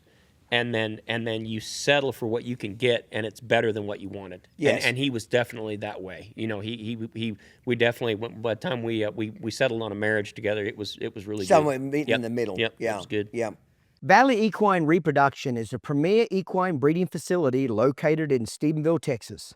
I've worked with the team there multiple times and had nothing but great experiences. Formerly known as the Brazos Valley Stallion Station, they offer everything. They manage over 45 stallions, including some of the most renowned in the industry. They offer mare care and breeding services, foaling out services, a recent mare program, sales fitting, and rehabilitation services. Plus, their Super Stallion Incentive Program has awarded substantial payouts. In 2024, The program paid out $1.4 million across the NCHA and NRCHA. If you're in the breeding business, you have to check out Valley Equine Reproduction. Visit them online at valleyequinerepro.com or give them a call at 254-485-8280. Hi everyone, my name is Michael Miola. My wife Michelle and I own and run the fabulous Silver Spurs Equine Breeding Centers located in Purcell, Oklahoma and Scottsdale, Arizona. We specialize in making your equine dreams come true by breeding the finest American quarter horses in the world. You know, finding that special horse, the one that speaks to your soul, is what Silver Spurs is all about. When you come to our ranch in Purcell, Oklahoma, you will meet that fabulous weanling that once trained, utilizing Clinton Anderson's tried and proven methods, will become an extension of your body, knowing intuitively what you want to do and give you endless hours of adventure and love. Our stallions are the elite. They represent the finest bloodlines in their sport and have won every championship title during their competitive careers. Our breeding program is partially skill, partially science, partially art, definitely a gift from God, but mostly love. So if you share our passion and possess the drive and desire to compete in the show pen or tour the great American landscape with a loyal companion, creating adventures you will treasure for a lifetime, Silver Spurs has the horse you've been dreaming of. How do you know what it takes to become successful? Talk to someone who's done it. Clinton Anderson became a multi-millionaire by leveraging his passion for horse training into a global brand and media empire, starting with nothing but the change in his pocket and the will to succeed. In doing so, he revolutionized an industry and became a celebrity. Now, you can put his experience and advice to work for your business. With Clinton Anderson's business consultancy, you can tap into Clinton's unique perspective, hear his straight talk, and get his no-nonsense advice. Just imagine yourself armed with Clinton's hard-earned knowledge and entrepreneurial spirit. So whether you own a ranch or any sort of business at all, we invite you to discover the transformative power of Clinton Anderson's leadership and innovation in your business. Call 1-888-287-7432 to take your business to the next level today. This episode is brought to you in part by Tequila 500 Navios, the tequila that honors the spirit of the Western world. So you're seventh at the fraternity. That's got to be a lifelong goal that's accomplished there. You know, you've made the open finals. How old would you have been? Well, I was in 20 there. I was have been 23, 24. That's got to be a huge confidence builder. Yeah, I mean, it was really awesome, and I got a big paycheck out of the deal, and we sold that horse at the fraternity for more money than, you know, it was, we sold him for a bunch, and I didn't get to keep him, and that was my only regret. Right. You know, as I didn't get to keep him after the fraternity, but it really, you know, I needed that money real bad too. Yes, that was like oxygen at that time. Yeah, you needed that money to keep that business. So you're pretty much stealing from Peter to pay Paul financially, correct? 100%. In fact, that guy that bought that horse had to pay me a percentage of my earnings and pay me some other stuff, and he wrote the check out to Kenny Platt Cutting Horses, and at that time I did not have a business account because I was an idiot. And he wrote it out to Kenny Platt Cutting Horses. I went to my bank. They wouldn't take the check. You're shitting. And I needed that money. And I didn't even look at the check. I was just so happy to have it in my fucking hand. Yes. And I was a long time waiting on that other check to come. Yeah. You know what I mean? And even that guy, was a great guy. He passed away now. His name was Ron Malone. But even he was like, "You don't have a business account?" And I was like, "No, sir, I don't have a business account. I need you to send me." But anyway, it was, so. Just young. Just young, yeah. You're 20, what'd you say? You're 23? No, 27. 23 or 24, yeah. 24, just young. Yep. You know, I remember being so broke when I come over here to do clinics. My attitude was if I covered the airfare, I went. Mm-hmm. So if there was a clinic in California and the airfare was $400, if I could get 3 ladies to show up and pay me $400, I'd go there for 3 days and not make any money, because my attitude was as long as I could cover the airfare or get my out, because I was so broke I could not go anywhere unless I had that paid. Now, that paid off because I'd go there, take care of those 3 old ladies. Next time, there'd be 6 old ladies show up. Yeah. Next time, there'd be 9. Be more, yeah. But if I would have had the attitude of, fuck that, I'm not going to California for 3 fucking days to teach 3 old ladies when I'm not making any money, I'm not going, I don't think I would have built my career. No. Because my attitude was, Ian Francis has a great saying. He says, nobody ever drowns in their own sweat. Yep. Nobody ever drowns in their own sweat. So I always said, I can get sweat back tomorrow. What I can't get back tomorrow is money. Yep. So I'm broke. So as long as I could steal enough money from somewhere to get to the next clinic, that's how I built it. Yep. But if I would have had the attitude of, fuck that, if I'm not making a profit, I'm not showing up, I don't think we'd be sitting here right now. Honest to God, I would Kenny. agree. Yeah. You know what I mean? But work, I didn't care about the work. I could get back tomorrow. You know? Righto, so you make anything happen from that getting 7th in the Open Futurity. Anything change in your career? Do you start getting better horses? Do you notice the trainers are taking you more seriously? Have you kind of stepped up and got people noticing you? Talk about, did anything pivotal change there in the business model? No, just more of the same. I was hanging out a lot at the horse sales, and I was buying some yearlings for either people or myself, and and I was just putting together. Like you do, you put together a string of horses and people. Yep. And it did make some people kind of believe in me at that time, but, so yeah, I would say that helped out a lot. Yeah, that helped out a lot. But, I was telling somebody the other day, like when you first get started, like a train, and everybody jumps on the train or a few people jump on and they're your loyal kind of base customers, and you go along and you have that early onset success, which is like winning the limited open for me was, and then everybody jumped on. Well, they had a bunch of bad horses and junk and stuff, and they were just using me as like a last ditch resort on a horse that somebody else had already. And so as soon as those horses weren't good, or I was having to make those phone calls to them and tell them they weren't good, well, they all jump off. And then you're left with your core customers. And I'd say right about that time I was 7th at the Futurity, I had my core customers, and that's what felt really good, was I had the same people that had kind of hung in there. Yeah. And the one guy that hung in there, which is Robert Tragimba, got to sell that horse for a lot of money and got to be 7th at the Futurity. And so, yeah, that was a big So one. the lesson is, don't forget your core customers. Don't forget your core customers, and yeah, just do good business. Like, do good business, have good business, and those people I've always tried to take the best care of them possible, get them the best horses, and it's allowed me to keep the same set of customers for a long time. And so training that horse, getting in the Open Finals, where is your style of your training at that point? Meaning that, are you feeling pretty confident you've got Kenny Platt's style? You've got your way, your core foundation is down of how you want to train one? Yeah, because I always wanted a horse, because I rode a bunch of just junk, that wouldn't do it exactly how I wanted to do it. So there was always that compromise. Because let's face it, the less talented the horse is, the more compromise you have to make. Sure. Is that a good way of saying it? Yeah, and the better you need to be able to ride a horse to make it look like it's not as bad as it is. Yeah. And so I would say, like, during that time when I was getting started, I'd rode so many horses that would cheat and would take you out of a cutting in a way by jumping by one or doing whatever. I kind of put together, my own style, and I was pretty comfortable.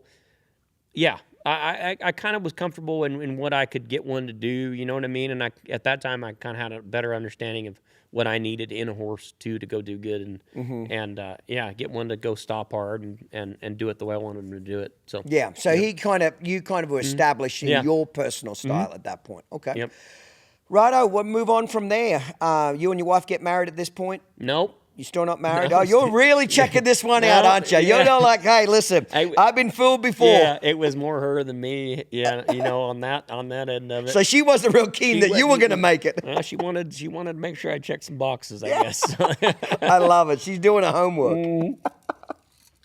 But, no, from then on, I had another really good horse the next year there.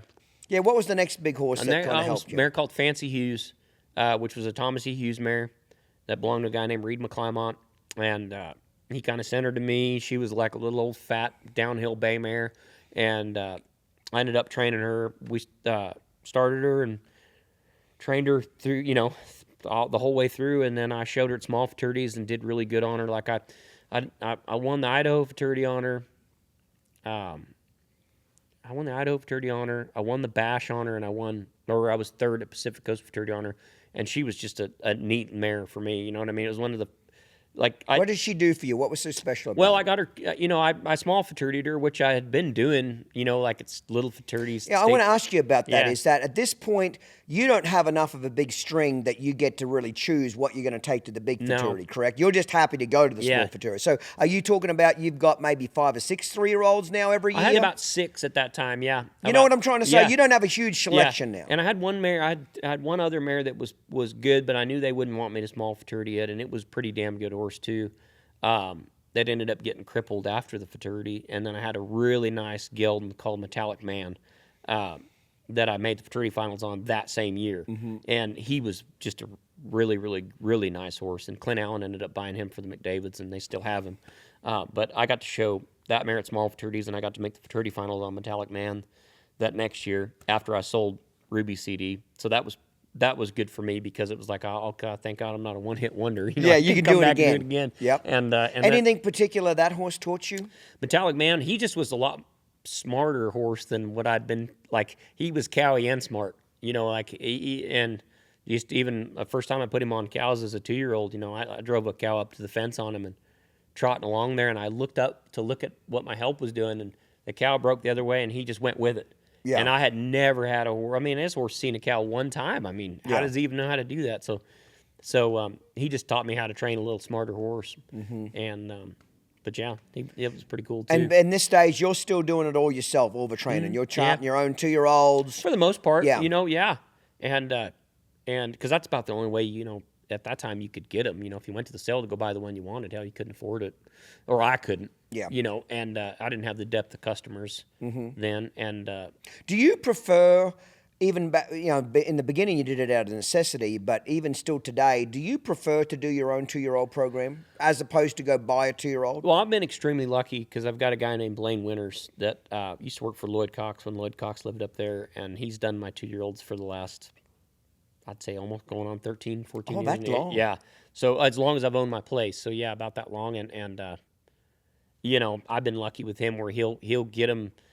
He's does a great job and got a great feel. If he tells me they're not any good, they're most of the time they're. So when did not. you start using him? At what stage of your career did you stop doing your own 2-year-olds? I think I started using him in 2012. Is that because you got so busy with older horses you couldn't do the 2-year-olds? I couldn't keep up. Yeah, couldn't keep up. And at that time I would have them come to my place and start them, and that's when I was like, man, this guy's so good. Yeah, and he would crawl on any bad horse or any good horse, like just a great all-around hand, and then he's gotten way better. I mean, he does a great job now just with them. So he's just gradually gotten better and better. Was he into the cutting horses back when you first met him, or just he was working for Lloyd. Okay, so he knew about cutting horses. And he's maybe a year or two older than me. I'll have to rub that into him. But yeah, he's a little older than I am. But and just a great friend, and we. So he keeps all your 2-year-olds now the whole way through their 2-year-old. Yeah, the majority of them. I might ride just a small handful of them myself. Why? Because I own them. Okay. And I don't really want to. I don't have the money to pay him what he's worth. Yes, fair enough. And some of that, and then I'll get some late, and I'll have a person working for me right now. There's a girl working for me named Laura Falconer, and she does a great job starting them too. And I might let her start a couple and do that kind of a deal. Okay. So, how often do you check those 2-year-olds? Do you go ride them once a month? Usually about once a month, and in the summertime more than that. And he'll come ride with me a little bit more than that and stuff when we're kind of trying to cull some out, that aren't quite as good or aren't going to quite make the cut. We try to get to them early. Yeah. And talking about that is, you'll start most of them straight after the fraternity, correct? So basically, say January 1st. Yep. Okay. In his program, in your program, how many months of dry work do you want to put on them before you start working them on a cow? I think 60 days before you start them on a cow. And I mean, there may be people that listen to this and roll their eyes and, I don't know. I've heard people say, I'll put them on a cow on the second ride. I think that's the dumbest thing you can possibly do. But but I think if they just understand the basic being broke, I call it mechanics. If they understand the basic mechanics and being broke, you're going to make them putting them on a cow a lot better experience, especially if it's a horse that has a tendency to be a little scared of a cow. You know, if you've established some control and you can make those first experiences a positive experience. Where you're not fighting with the cues. I mean, golly, like, I don't know why you'd want to go out there and wrestle around with a 2-year-old that's not broke to ride and try to point it at a cow. And try to teach something productive. I mean, what are we doing? Yeah, you know? Yeah. Do you like to start your 2-year-olds on a flag for the first 30 days before you do? Is that mainly just to get the basics of the establish, the stop, the turn? Just the pattern that you put on them, you know, stop, draw, turn, and yeah, like you said, the basics and stuff like that. Yeah.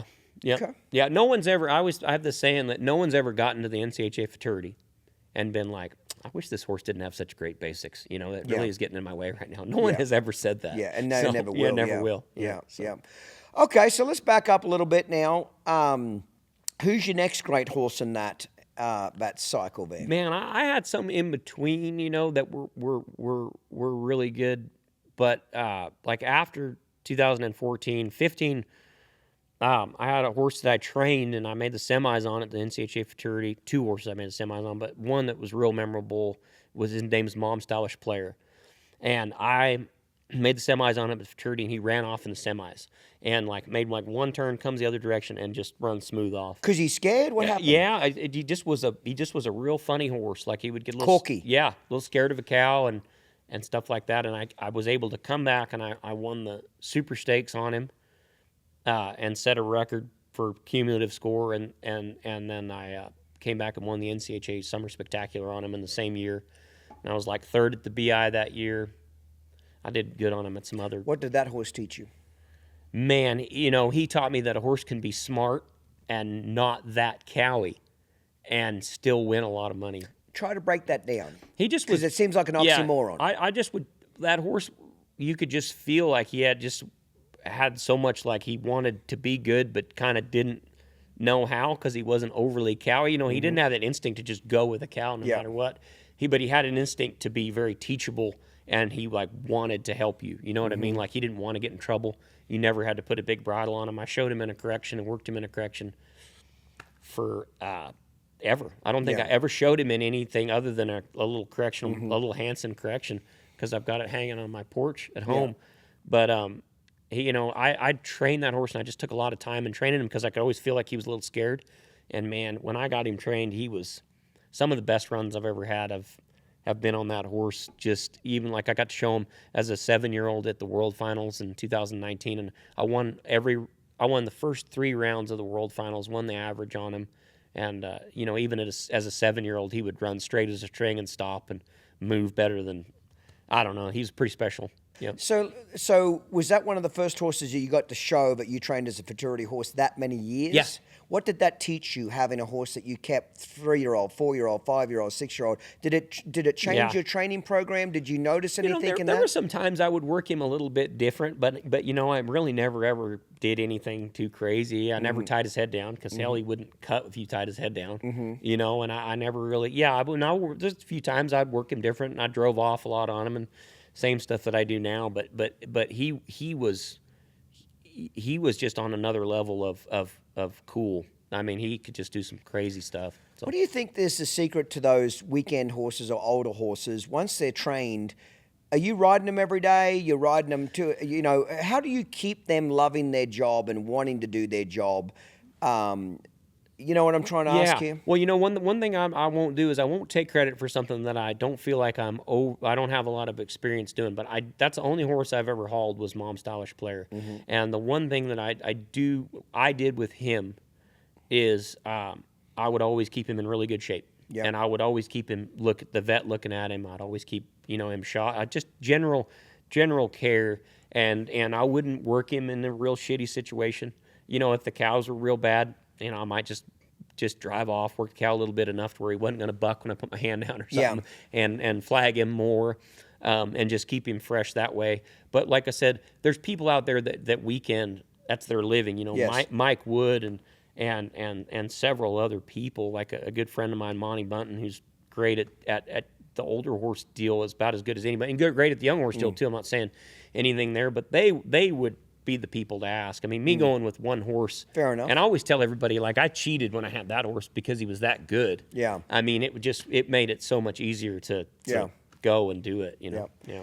Any other horses that you want to talk about before we move on to the futurity champion horse in those years? Any great lessons that you learned from him? I had a little gelding named Dr. Suish that he would have been a 4-year-old during the COVID thing. Yep. I missed making the futurity finals on him by a half a point. Marked an 18 that year. It took marked an 18 and a half. It took a 19, which is just crazy. Yeah. You know, and then I was like third at the Arbuckle on him that February.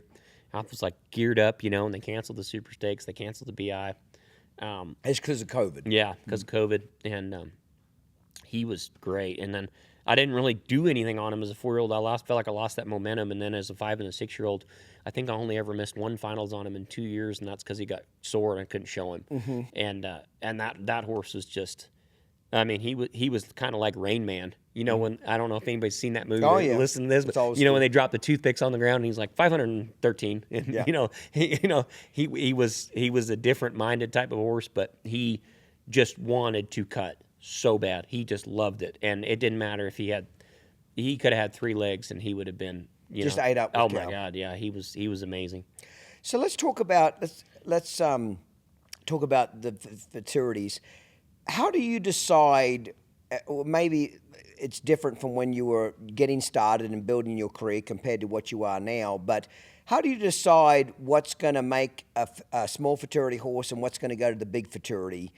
Is it still the same answers as when you got started type of deal, or is it different? Yeah, I think so. I mean, you can't really now small futurity horse like you did when I started. You know, okay, tell me the difference. Well, the difference is just horsepower. I mean, you know, like you watch videos from 12, 13 years ago. It's not even. It's the same, but it's different. The standards got so much higher. Sure, and so the horsepower has evolved. But how I decide is what's going to be a small futurity horse is a horse that gets pretty solid pretty early, and may not make is maybe not a fancy enough horse to make the open finals of the futurity. Mm-hmm.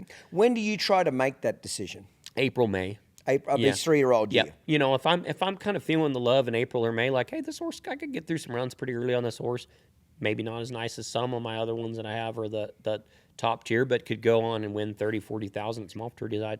I try to make those the small futurity horses. Mm-hmm. So, what do you see any correlation over all these years of the 2-year-olds, the ones that really showed a lot of promise as a 2-year-old, maybe didn't pan out as 3-year-olds, ones that were a little bit of a knucklehead as a 2-year-old, really came on strong 3-year-old? Do you see any correlation? And the reason I ask that is that, at least for the reining and the cow horse that I'm doing, I have a saying, how they start is how they finish. Yeah. If they do, as a 2-year-old, if they're fighting you and they're being a pain in the ass with the ABCs, yeah, if they can't do the basic shit with a good attitude and a yes sir attitude, they're not going to do the hard stuff with a good attitude. Yeah. And over the years, everyone that had talent but wanted to be argumentative, you always turn a blind eye. He's so talented, you just keep working through it. And in the end, every single one of them shit on me at the end of the deal because that attitude came through again. They kick at your leg in a lead change. They just shit on you. Yep. Do you notice any correlations there? So my attitude is how they start is how they finish. The good ones that started great usually are the ones that finish great. Do you see any correlation there of all these years? I think the ones that you work on a cow and you feel the horse in there, that's never let me down. Mm-hmm. I want to say that has never let me down. Now, anybody can get fooled or tricked a little bit, but when you're working them on a cow and you're like, hey, and they're not doing trick stuff. They're not laying down and buckling their knees, but they're running across there straight and they're waiting for that cow to drag them through there, and nothing spooks them, nothing rattles them. When you're working them on a cow, that I would go along with that theory all day. Now, the one thing that I will say is, coming from a guy that had people that didn't have a huge checkbook, I would always look for the rankest studs that were built really well, that were very cowy, that nobody wanted to deal with, because I knew I could buy them pretty cheap. Yep. And I could castrate them, and I could make a very nice gelding out of them. Yeah. And to me, the rankest studs make the best geldings. Tell me why. Why? Well, I think they got more heart. I think they just feel themselves. You know what I mean? And they've got that thing about it where they're brave and they're tough and they're calling and wanting to be heard. And then when you take that element away, they just end up just making just war horses of show horses, you know. So, yeah. Are you training those small futurity horses different from the one you're taking to Fort Worth? Are you trying to hurry them along more? No. Do you change the training style, or do you just simply say if they're getting both trained the same? I'd say stay a little more steady with them, you know, like the big futurity horses. If you go to a show I'd say you go to a show in July for 3 days, those small futurity horses go and the big futurity horses stay home because they can probably have 3 days off. Yeah. You know, probably, as a matter of fact, it's probably better if they do. And then your little futurity horses, they go with you and you just wear them like a shirt in a positive way. Yeah. But I'd say just the steadiness brings them along all quicker. If they're worth a damn. Yes, you know, if they're worth a damn. So, I wouldn't say there's necessarily a push, but you know, you do pre-work them a little earlier. You do things like that. You know. Do you notice a difference in the 4-year-old year from the horses that you pre-futurity on compared to the Fort Worth horses? And for people listening that don't follow the cutting, you cannot show a horse in the NCHA futurity in Fort Worth in December. You kind of shown them previously. So for people that are listening and don't know what the cutting rules are, it's got to be a virgin. When you step in there, it's the first time you've ever shown them. Where the small futurities, obviously you can show them as many times as you want. When you show both of those sets of horses as a 4-year-old, do you notice any difference, pro or con, about them? Yeah, I think that they're going to learn some early on tricks that you're the same horses that you show at the futurity and the Abilene and all that afterwards they're going to learn the same tricks. That they're just going to learn it a little bit later. Yeah, you know. So yeah, the big futurity horses are a little bit more pure, and the small futurity horses sort of learn some tricks. You know, my defense to that is that sometimes those small futurity horses knowing those tricks is the reason they win a lot of money early on, and that may mean they may not win that same. Probably won't win that same amount of money showing them later. So because the 4-year-old horses are just a better quality horse. You just level up, just like anything else. What are some of the tricks that these small futurity horses will do in their 4-year-old year? No, you're fighting cows off pretty early on them at those little futurities, and sometimes you're showing them on Mexican steers and stuff like that, and you're jamming them to hold a cow, or and things are getting fast, and you're leaving your hand down.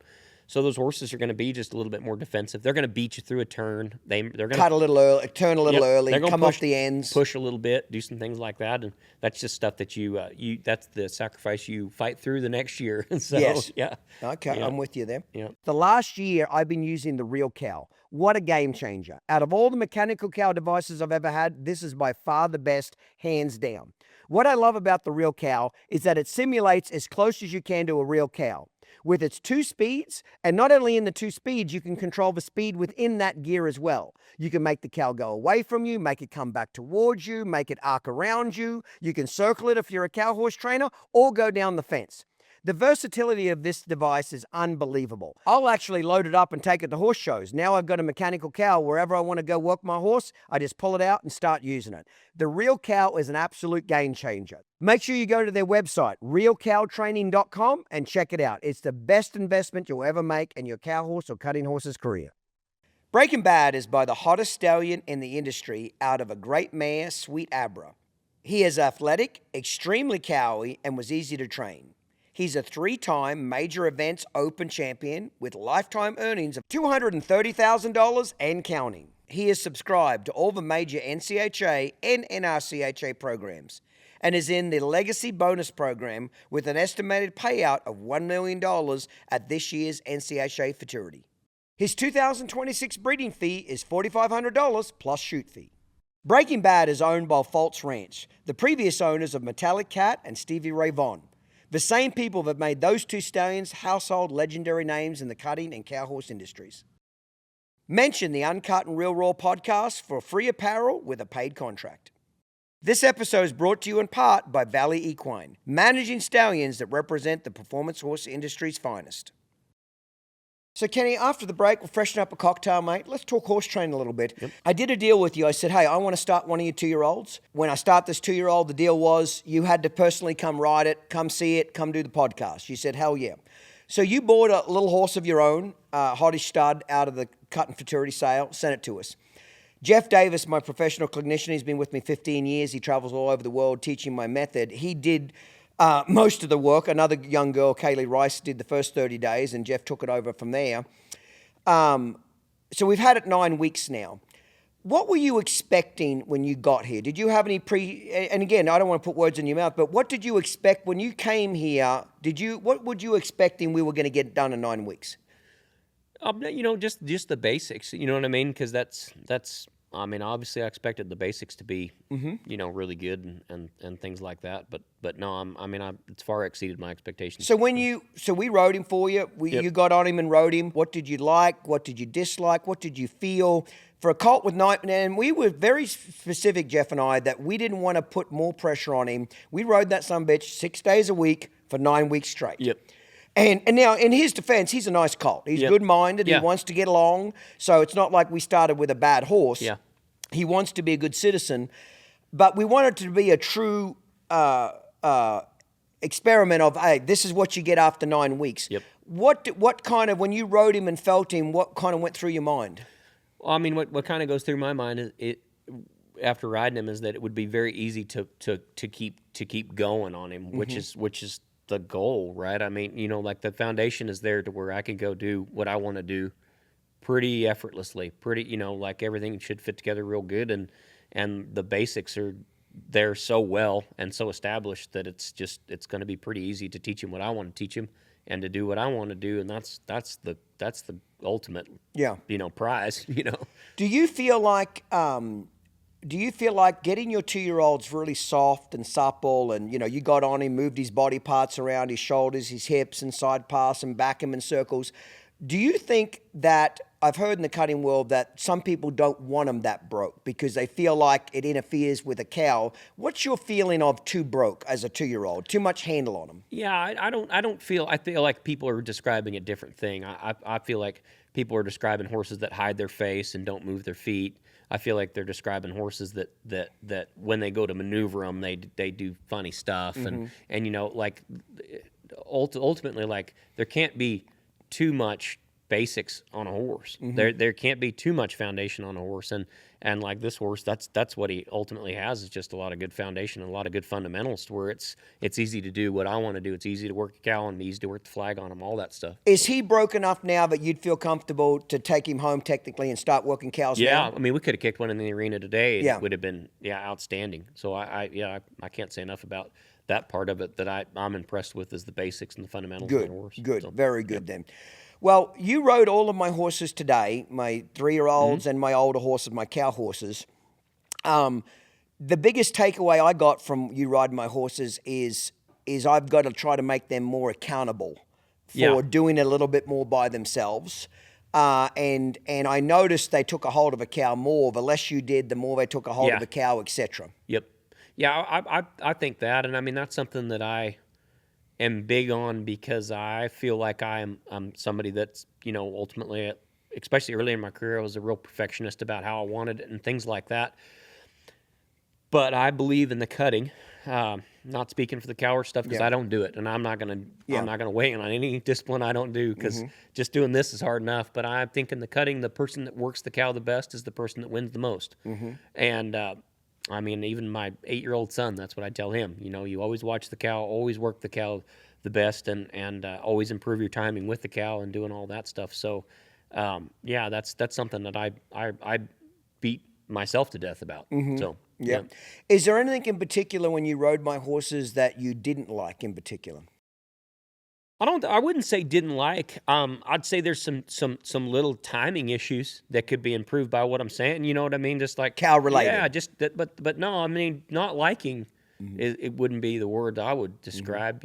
Some timing issues and some things like that, and working that cow a little bit stronger. But also too, I don't have to do the sport that you're doing. Yeah. You know what I mean? I don't have to do the reining, and I don't have to do all that other stuff. So, for me to comment on some of that is a little out of Well, I did a little experiment. I didn't tell you this, but yesterday I galloped the shit out of all of them on a cow in the big arena. Yeah. I did a lot of circling, a lot of galloping after a cow. Yep. And I thought to myself, I want to just see how forward these son bitches are when Kenny gets on them. Yeah. You know what I mean? Yeah. And I was pretty impressed how they, in the cutting pen, they got right back on their ass and got right back in the game again. Where yesterday, I'm chasing cows. Opened them up a bit. Open them up. and chasing them. Yep. And so I'm convinced now they can figure out the difference. Yeah. They can figure out when yeah. they're circling and they're going down the fence, and they can figure out when they've got to get back a little more and work a cow like a cutter. It's amazing what a good horse will figure out, too, Yes, isn't it is, isn't amazing. it? Yeah. Yes, because one of the experiments I'm going through right now is a lot of people in the cow horse, they say you've got to have them stepping behind. When you're turning them around, that inside front foot's got to be constantly stepping behind the other one. And I don't like it because in the reining turnaround, they have to cross over. Yeah. Well, when they get in the habit of stepping behind, when you try to get them to step in front, they kind of get mad about it because they'll start whacking their knees and getting those studs will get pissy about it. And after last year, I said, fuck it, I'm just going to let them all step around. Yep. And like a reiner. Yeah. And I just want to see how much it hurts me in the cutting. Yeah. So when you cut on those horses today, the 1 6-year-old mare that I trained to cut, she steps behind. I left her like that. But everything else, I had them step in front. Yeah.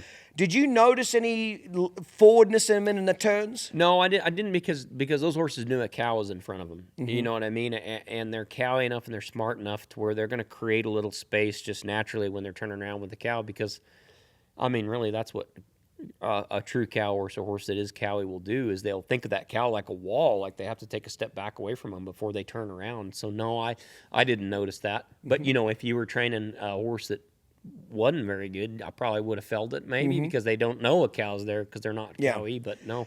Do you think it's more important to make sure when you're turning one around that they're breaking loose of that inside hind leg? You know, if you're turning to the left, I want to see that inside hind leg constantly stepping out of the road, out of my left eye. Yeah. So I'm more worried about that getting out of the road. Yep. And as long as they step over clean, I would make a bigger deal of them pivoting on that outside hind. Would you agree or disagree with that? Yeah, I would agree with that because I mean, if a horse doesn't do that, ultimately they'll fall down or they'll struggle. You know, they'll sure struggle. And I've had some horses that were good enough athletes to where they would have their own version of that. You know, it might be they could just kind of slide that hind leg out there real wide and still get through there, and that was their way of doing it. But yeah, ultimately, like that's what you want to teach them. Yeah, I would agree to just be able to balance. You know, if they can get that leg out of the way and bounce back in there better before they turn around, it's going to sure avoid the falling over or you know getting over leveraged or any of that kind of stuff. Yeah, I would agree. What do you think is the biggest hole in the 2-year-old program in the cutting industry right now as just a general industry that is a negative or positive? What do you see as a 2-year-old? Because you know the 2-year-old sales got very popular. Yeah. And there's a lot of horses selling for a lot of money. You know, when Hunter made the high seller, 6-7 years ago at $350,000 was a huge amount of money. Everybody thought, oh my God. Now $350,000 for a 2-year-old doesn't seem like a lot of money at all. Yeah. So money's obviously changed a lot.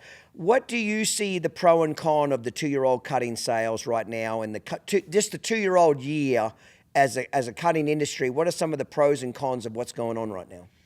Well, yeah, I got to kind of think of this one so it doesn't come out as like an insult or whatever. But I do see a mad dash to get a horse doing stuff real early, and I understand that because that's it's a show. It's a show, and so I'd say that's a little bit of a con.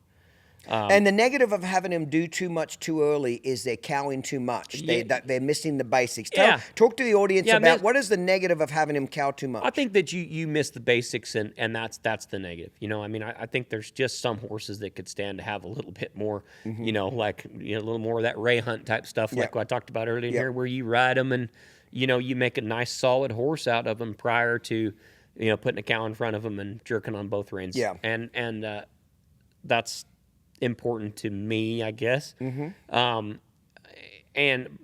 so a pro is that you get to see kind of the product of, hey, this horse definitely looks like it wants to cut. The con to that is sometimes I would want them to do it a little bit more my way. But then comes the compromise that you have to make to train a horse. So I'm kind of trying to play like both sides of this deal, I guess.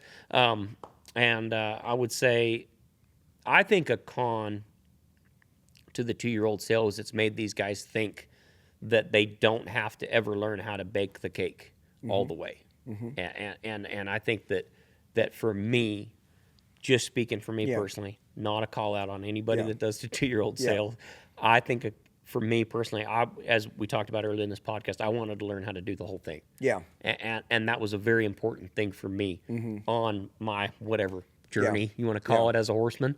And so that's a con, because I think those guys could stand to go to a weekend show. Well, Ty Benson's doing a lot of that. He's getting very good in that 2-year-old deal, but he's showing a lot because he said it's helping his 2-year-olds. And I think it will, and I think those guys, if they'll do a little bit of that, they'll learn, why a horse doesn't need to beat you through a turn or miss the cow or push, and just the simplicity things of that. And so that those are the main ones that I could see, but. Yeah. Well, I'm starting to do the 2-year-old sale deal starting this year, but I really want to keep going to weekend shows. So I see where the end result is. Where am I supposed to take it in the end? No, I think it's good, and it's, you got to put yourself in a constant state of discomfort to get good at anything. Say that one more time. You have to put yourself in a constant state of discomfort. Like, you have to get out of your comfort zone all the time to really stay sharp or be That's pretty proficient. Cool. Yeah. You got to be uncomfortable to get comfortable. You got to be uncomfortable. That's pretty cool. Yep. That's pretty cool. I've been doing business now at DT Horses for probably almost 10 years now.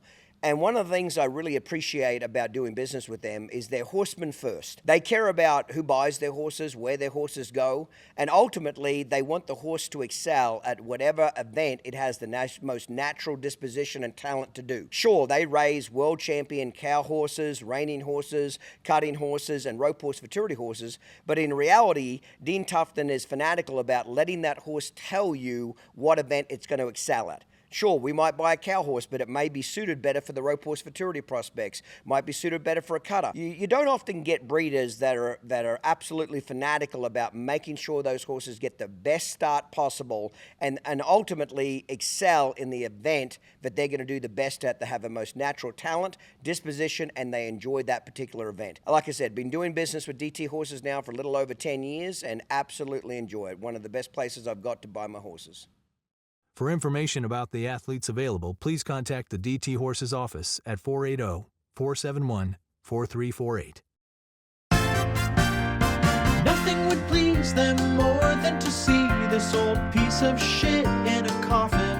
Oh, they want to drive a steel knife down his stupid fucking throat, and they talk about it quite often. Righto, we're going to hate mail for today. This comes from Jonathan Wagner. It's amazing how a guy this smart can be so dumb sometimes. I'm not sure what this is in reference to, but yeah, I've made some dumb mistakes in my career, but I've learnt good lessons from them. So yeah, I'm not going to lie about that. Have a wonderful day, Jonathan. For over 5 years now, I've been using the Cold Creek Spas to take care of my horses to make sure they're sound, happy, and in good condition. I believe the Cold Creek Spa has cut my vet bills back by at least 50%. Spas have been around for a long time, but as a general rule, they've been a lot of junk. They break down all the time, they're never working.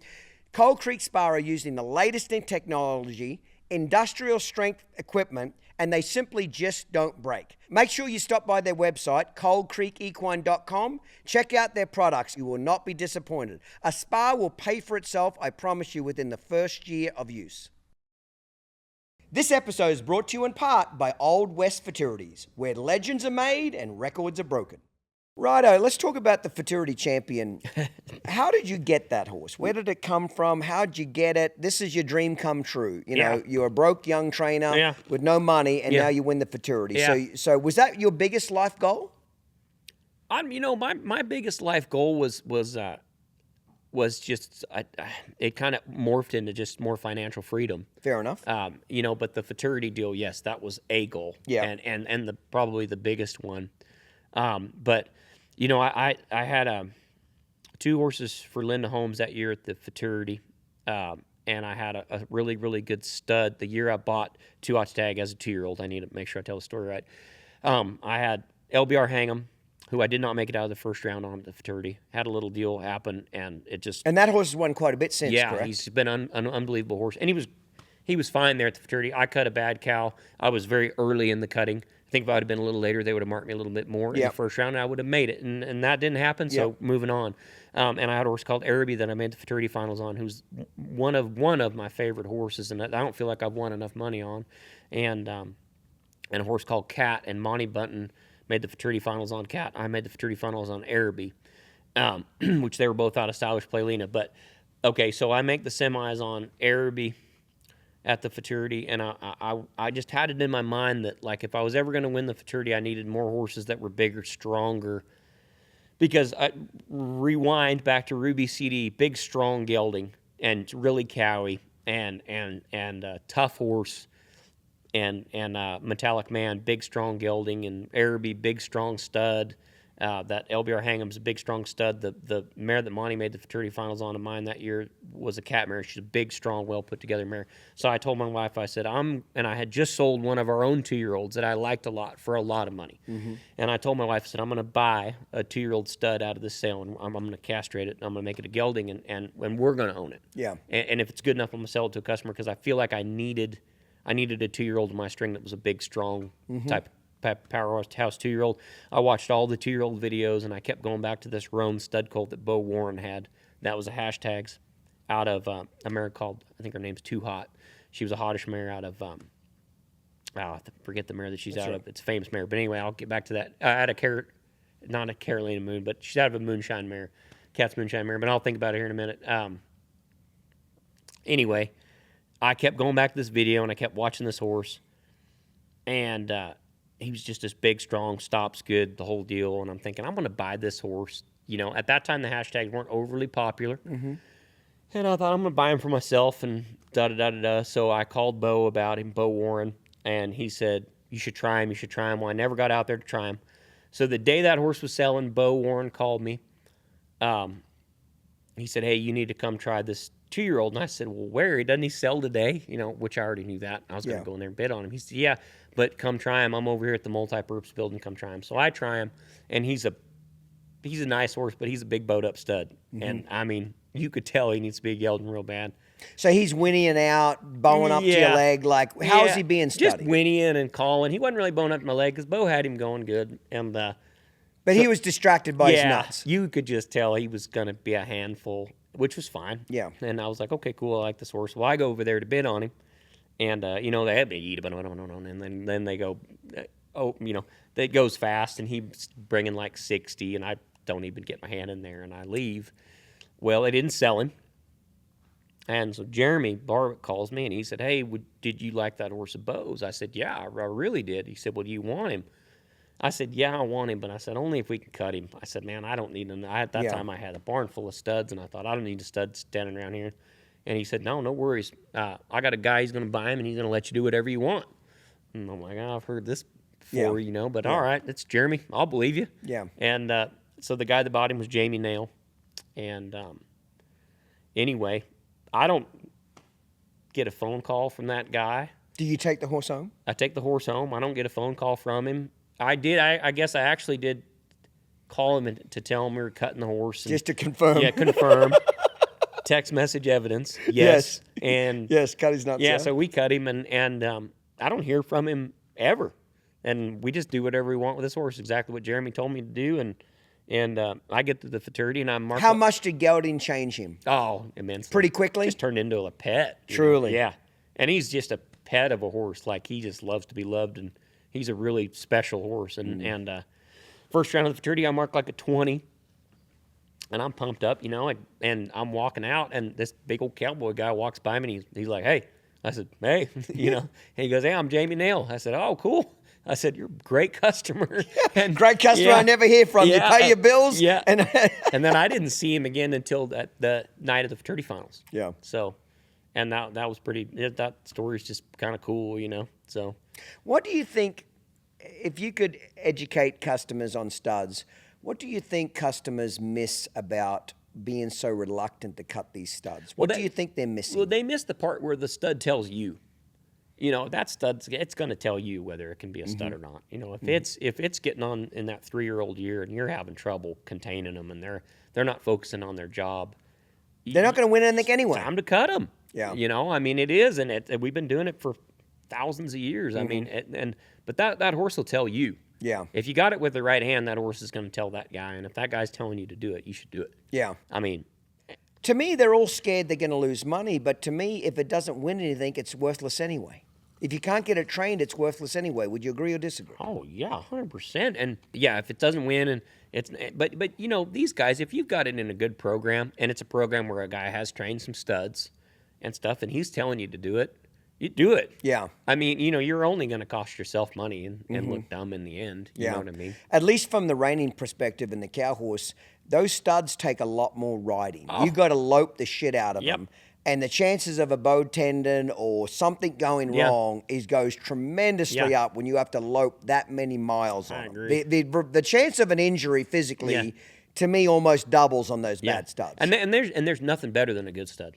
I mean, a good stud, they will run through fire. I mean, to win. And I mean, I've trained some. I feel like some very, very nice studs, and I love them. I mean, they're some of the most nicest horses I've ever trained, but that horse is going to tell you. You're not going to tell it, and the customer for certain is not going to tell that horse it needs to be a stud and it be better. It's not going to work, you know.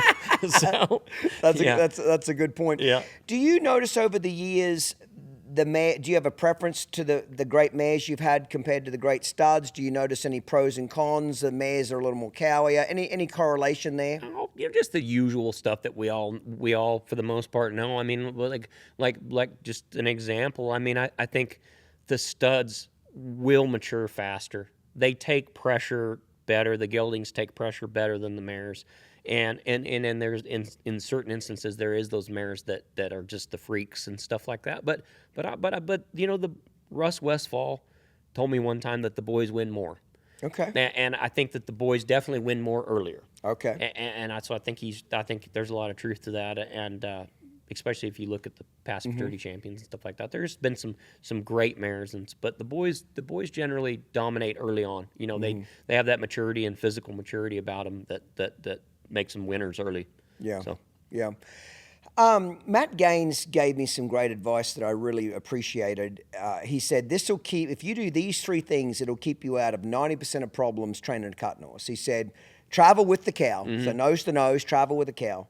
Let the cow pull you through the turn and work 2 cows a day, 5 days a week. Yep. He said, if you'll just do those three basics over and over and over again, if that horse has got any talent or any ability, it will literally train itself. Yep. And I thought that was very simple because he used that analogy. He said, you know, several times in his career, he's gone through some slumps where maybe he didn't win as much as he wanted or was making the finals but not, you know, winning. And he said every single time he got into a funk, that he went back to those three basic rules. Travel with the cow, let the cow pull you through the turn, and work 2 cows a day, 5 days a week. He said he got out of every slump. Yeah. Is there anything in your mind to tell young trainers, or even myself learning the cutting myself, that you could simplify something like that in a couple of short steps like that, or a couple of rules, or just anything in your mind that you'd like to share with somebody like me learning the cutting, to learn from your experience? Stick to these basics, Clinton. Well, I mean, those basics that's kind of, you know, I generalize it into just working the cow better. You know what I mean? But that's a way better way of kind of breaking it down more step by step. And I really like that. You know, to break it down for anybody that's kind of new or learning and all that. There's probably no better way to break it down than that. But But I think that boils down to kind of working that cow, like I was saying, and that kind of a deal. But you know, for the young people listening or people that are trying to get better and stuff like that, like, you know, be a student of the game. Like, show up in the practice pen and just sit there and creep on people like I used to do. You know what I mean? And, I did too. And watch and you know, and get to know some people that are good and somehow con them into helping you. You know, because that's what I did. And the best way to do that is, what can I do for you? Yeah, like will you let me clean stalls? Will you let me show up? What can I turn back? What have I got to do to get in your barn? Sure. When my first mentor, I walked up and said, I want to work for you. I'll work for free. Yeah. Just give me food and a place to live, and I work for 2 years for free. But I make millions of dollars from that information. 100%. But if I would have walked up and said, hey, motherfucker, you need to pay me to learn your skill set, he would say, get lost. Yeah, that's exactly right. But that part of it, I think, is just really, really important. Like, I think the best stuff I ever learned, too, like to add to that, the best stuff I ever learned was just from being there watching. You know what I mean? And then applying that stuff. Like there was a lot of stuff that people told me that sank in later and stuff like that. But some of the best lessons I learned were just from being around somebody that was that good and watching some of the things that they did and learning from that. And I think that was really important. Talking about Lloyd, where he's as great as he is, like some of the stuff that he did and some of the little things that he told me, I'm still using now. Yeah. Like a weapon against him. Yeah. Trying to take him out. That's right. That's awesome. If you could go back, I always end the podcast with this, Kenny, but if you could go back to an 18, 19-year-old Kenny to give you some advice now, what would that be? Oh, I mean, that'd be a big book, but one. Yeah, but it is. But one thing I would have hustled more money. Meaning I would have bought and sold more horses early on because of your own. Yeah, early on, that's how I made it to where I could go do stuff and stuff. And I was so preoccupied with the horse training and the people and getting the customers and all that, like I forgot kind of to make money. Yeah. And so I would have bought a lot more horses myself and tried to hustle more money for sure. Buying them and riding them and flipping them. Buying them and riding them and flipping them. Buying them, riding them, showing them, and then keeping them as a broodmare because that deal's gotten to be very profitable, which at the time it was not. So those things, and then I would have had a better accountant from day one. Yes, because getting a good accountant it changed very much so. Changed my career. I had a lot of money embezzled. It's public knowledge, but I had a lot of money stolen from me in my career, and you better have a damn good attorney and a damn good accountant. Yep. And make sure that accountant knows they'll be checked. Make sure there's an outside audit. I don't give a fuck who does your books, whether it's your wife or anybody else. Always have it inspected by somebody else. Yep. And if they get defensive about that, that's a red flag that shit's going wrong. 100%. Yeah. So, get a so good I accountant. wish I would have had. Now I have an outside firm audit all of our books every 2 or every 3 years for sure. Big businesses do it every year. But I would absolutely have outside firms because you'd be shocked at how many people are touching your money that you'd think, well, this is their industry. They've got to be honest. They're an accountant. How many people are actually stealing from you? Man, it's shocking. It is. It is absolutely shocking. One of the best ways that I found it out is when you go to your accountant or bookkeeper and say, hey, I'm just going to have an outside audit done. If they get defensive straight off the bat, bad sign right off the bat. If they say, sure, what do they need? Yeah. I'll ship it over to them. Yep. When they're happy to have somebody look up their skirt, you're safe. Yep, you're in good shape. But if their first defensiveness is, well, why? Why do you need that? How come? We don't need to spend that money. Maybe we don't. Yep. But let's just go have a look. Maybe they'll show us a better way. I wish I would have learned that lesson because I lost a lot of money trusting people with money. Yep. Yeah, that would be the biggest one for me. That made the biggest difference in my business in about 2019 when I got a new accountant. It was an eye opener for me. So when we cut in the last break, Jeff and I went and took a piss and we're sitting at the standing at the urinal there, and I said to him, him showing all those horses in those early years. And getting in that pen 10, 12 times every day at those little weekend cut-ins. That's like us doing clinics. Yeah. You know what I mean? Yep. I can do a tour now in front of 3,000-4,000 people and not even care what shows up through that gate. I know whatever horse shows up through that gate, I don't care how bad it is or how big of a problem horse is, I've handled it through experience. Jeff's done, hundreds of clinics now, traveled all over the world. Nothing just beats fucking doing it. Yep. Get in there and do it. And I said to Jeff, I'm learning this cut, and I'm going to get to as many weekend cut-ins as I can. I don't care if I make a fool of myself. I get a fucking 68. I'm going to show my snaffle bitters there. I don't give a shit. I just got to get in that pen and get some damn experience. Nothing beats that. Stop trying to be perfect.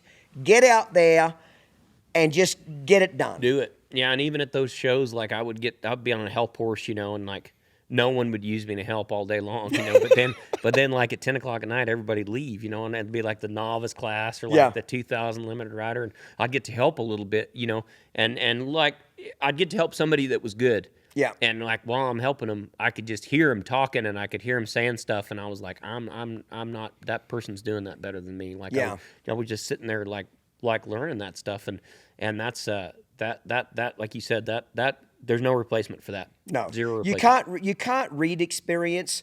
You can't hope upon it. You just have to get it. Yep. And that's what you got a lot in those. That's what I took away from this conversation. In those early years, you got a lot of experience showing a lot of average to poor horses. Yeah. and you didn't give a shit. Didn't give a shit. You just kept doing it, correct? Yeah.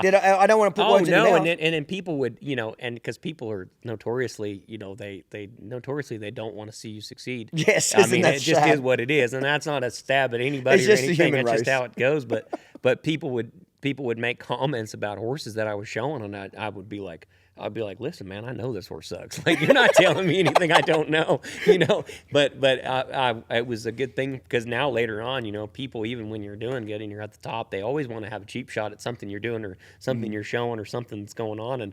And I'm thinking, man, you don't even know. Like, you're not gonna rattle this guy. Like, yeah. So. The amount of turds I've had to show is amazing. Yeah. Well, listen, mate, I sure appreciate you. Yeah. Thank you for sending me the 2-year-old. Yeah, I want your absolutely. horse Thank to you. do well. And proud to get to know you, Yep. and proud to hear your story. And I think the big takeaway for young people here is being broke is not an excuse. Not coming from money is not an excuse. Yep. If you want it bad enough, you'll find a way, and if you don't, you'll find an excuse. Absolutely. Cheers, mate. Yep. Thank Cheers. you, brother. Absolutely. Appreciate you. Yep. This episode is brought to you in part by DT Horses, the elite Western performance breeder for cutting, cow horse, and rope horse futurity prospects. Today's episode was filmed and produced by Uncut Productions, marketing by Stewart & Associates, and organised and administrated by Down Under Horsemanship. If you enjoyed this episode, be sure to hit the subscribe button and leave a rating. Follow us and stay up to date on social media, including Facebook, Instagram, TikTok, and YouTube. See you next time, mate. Cheers.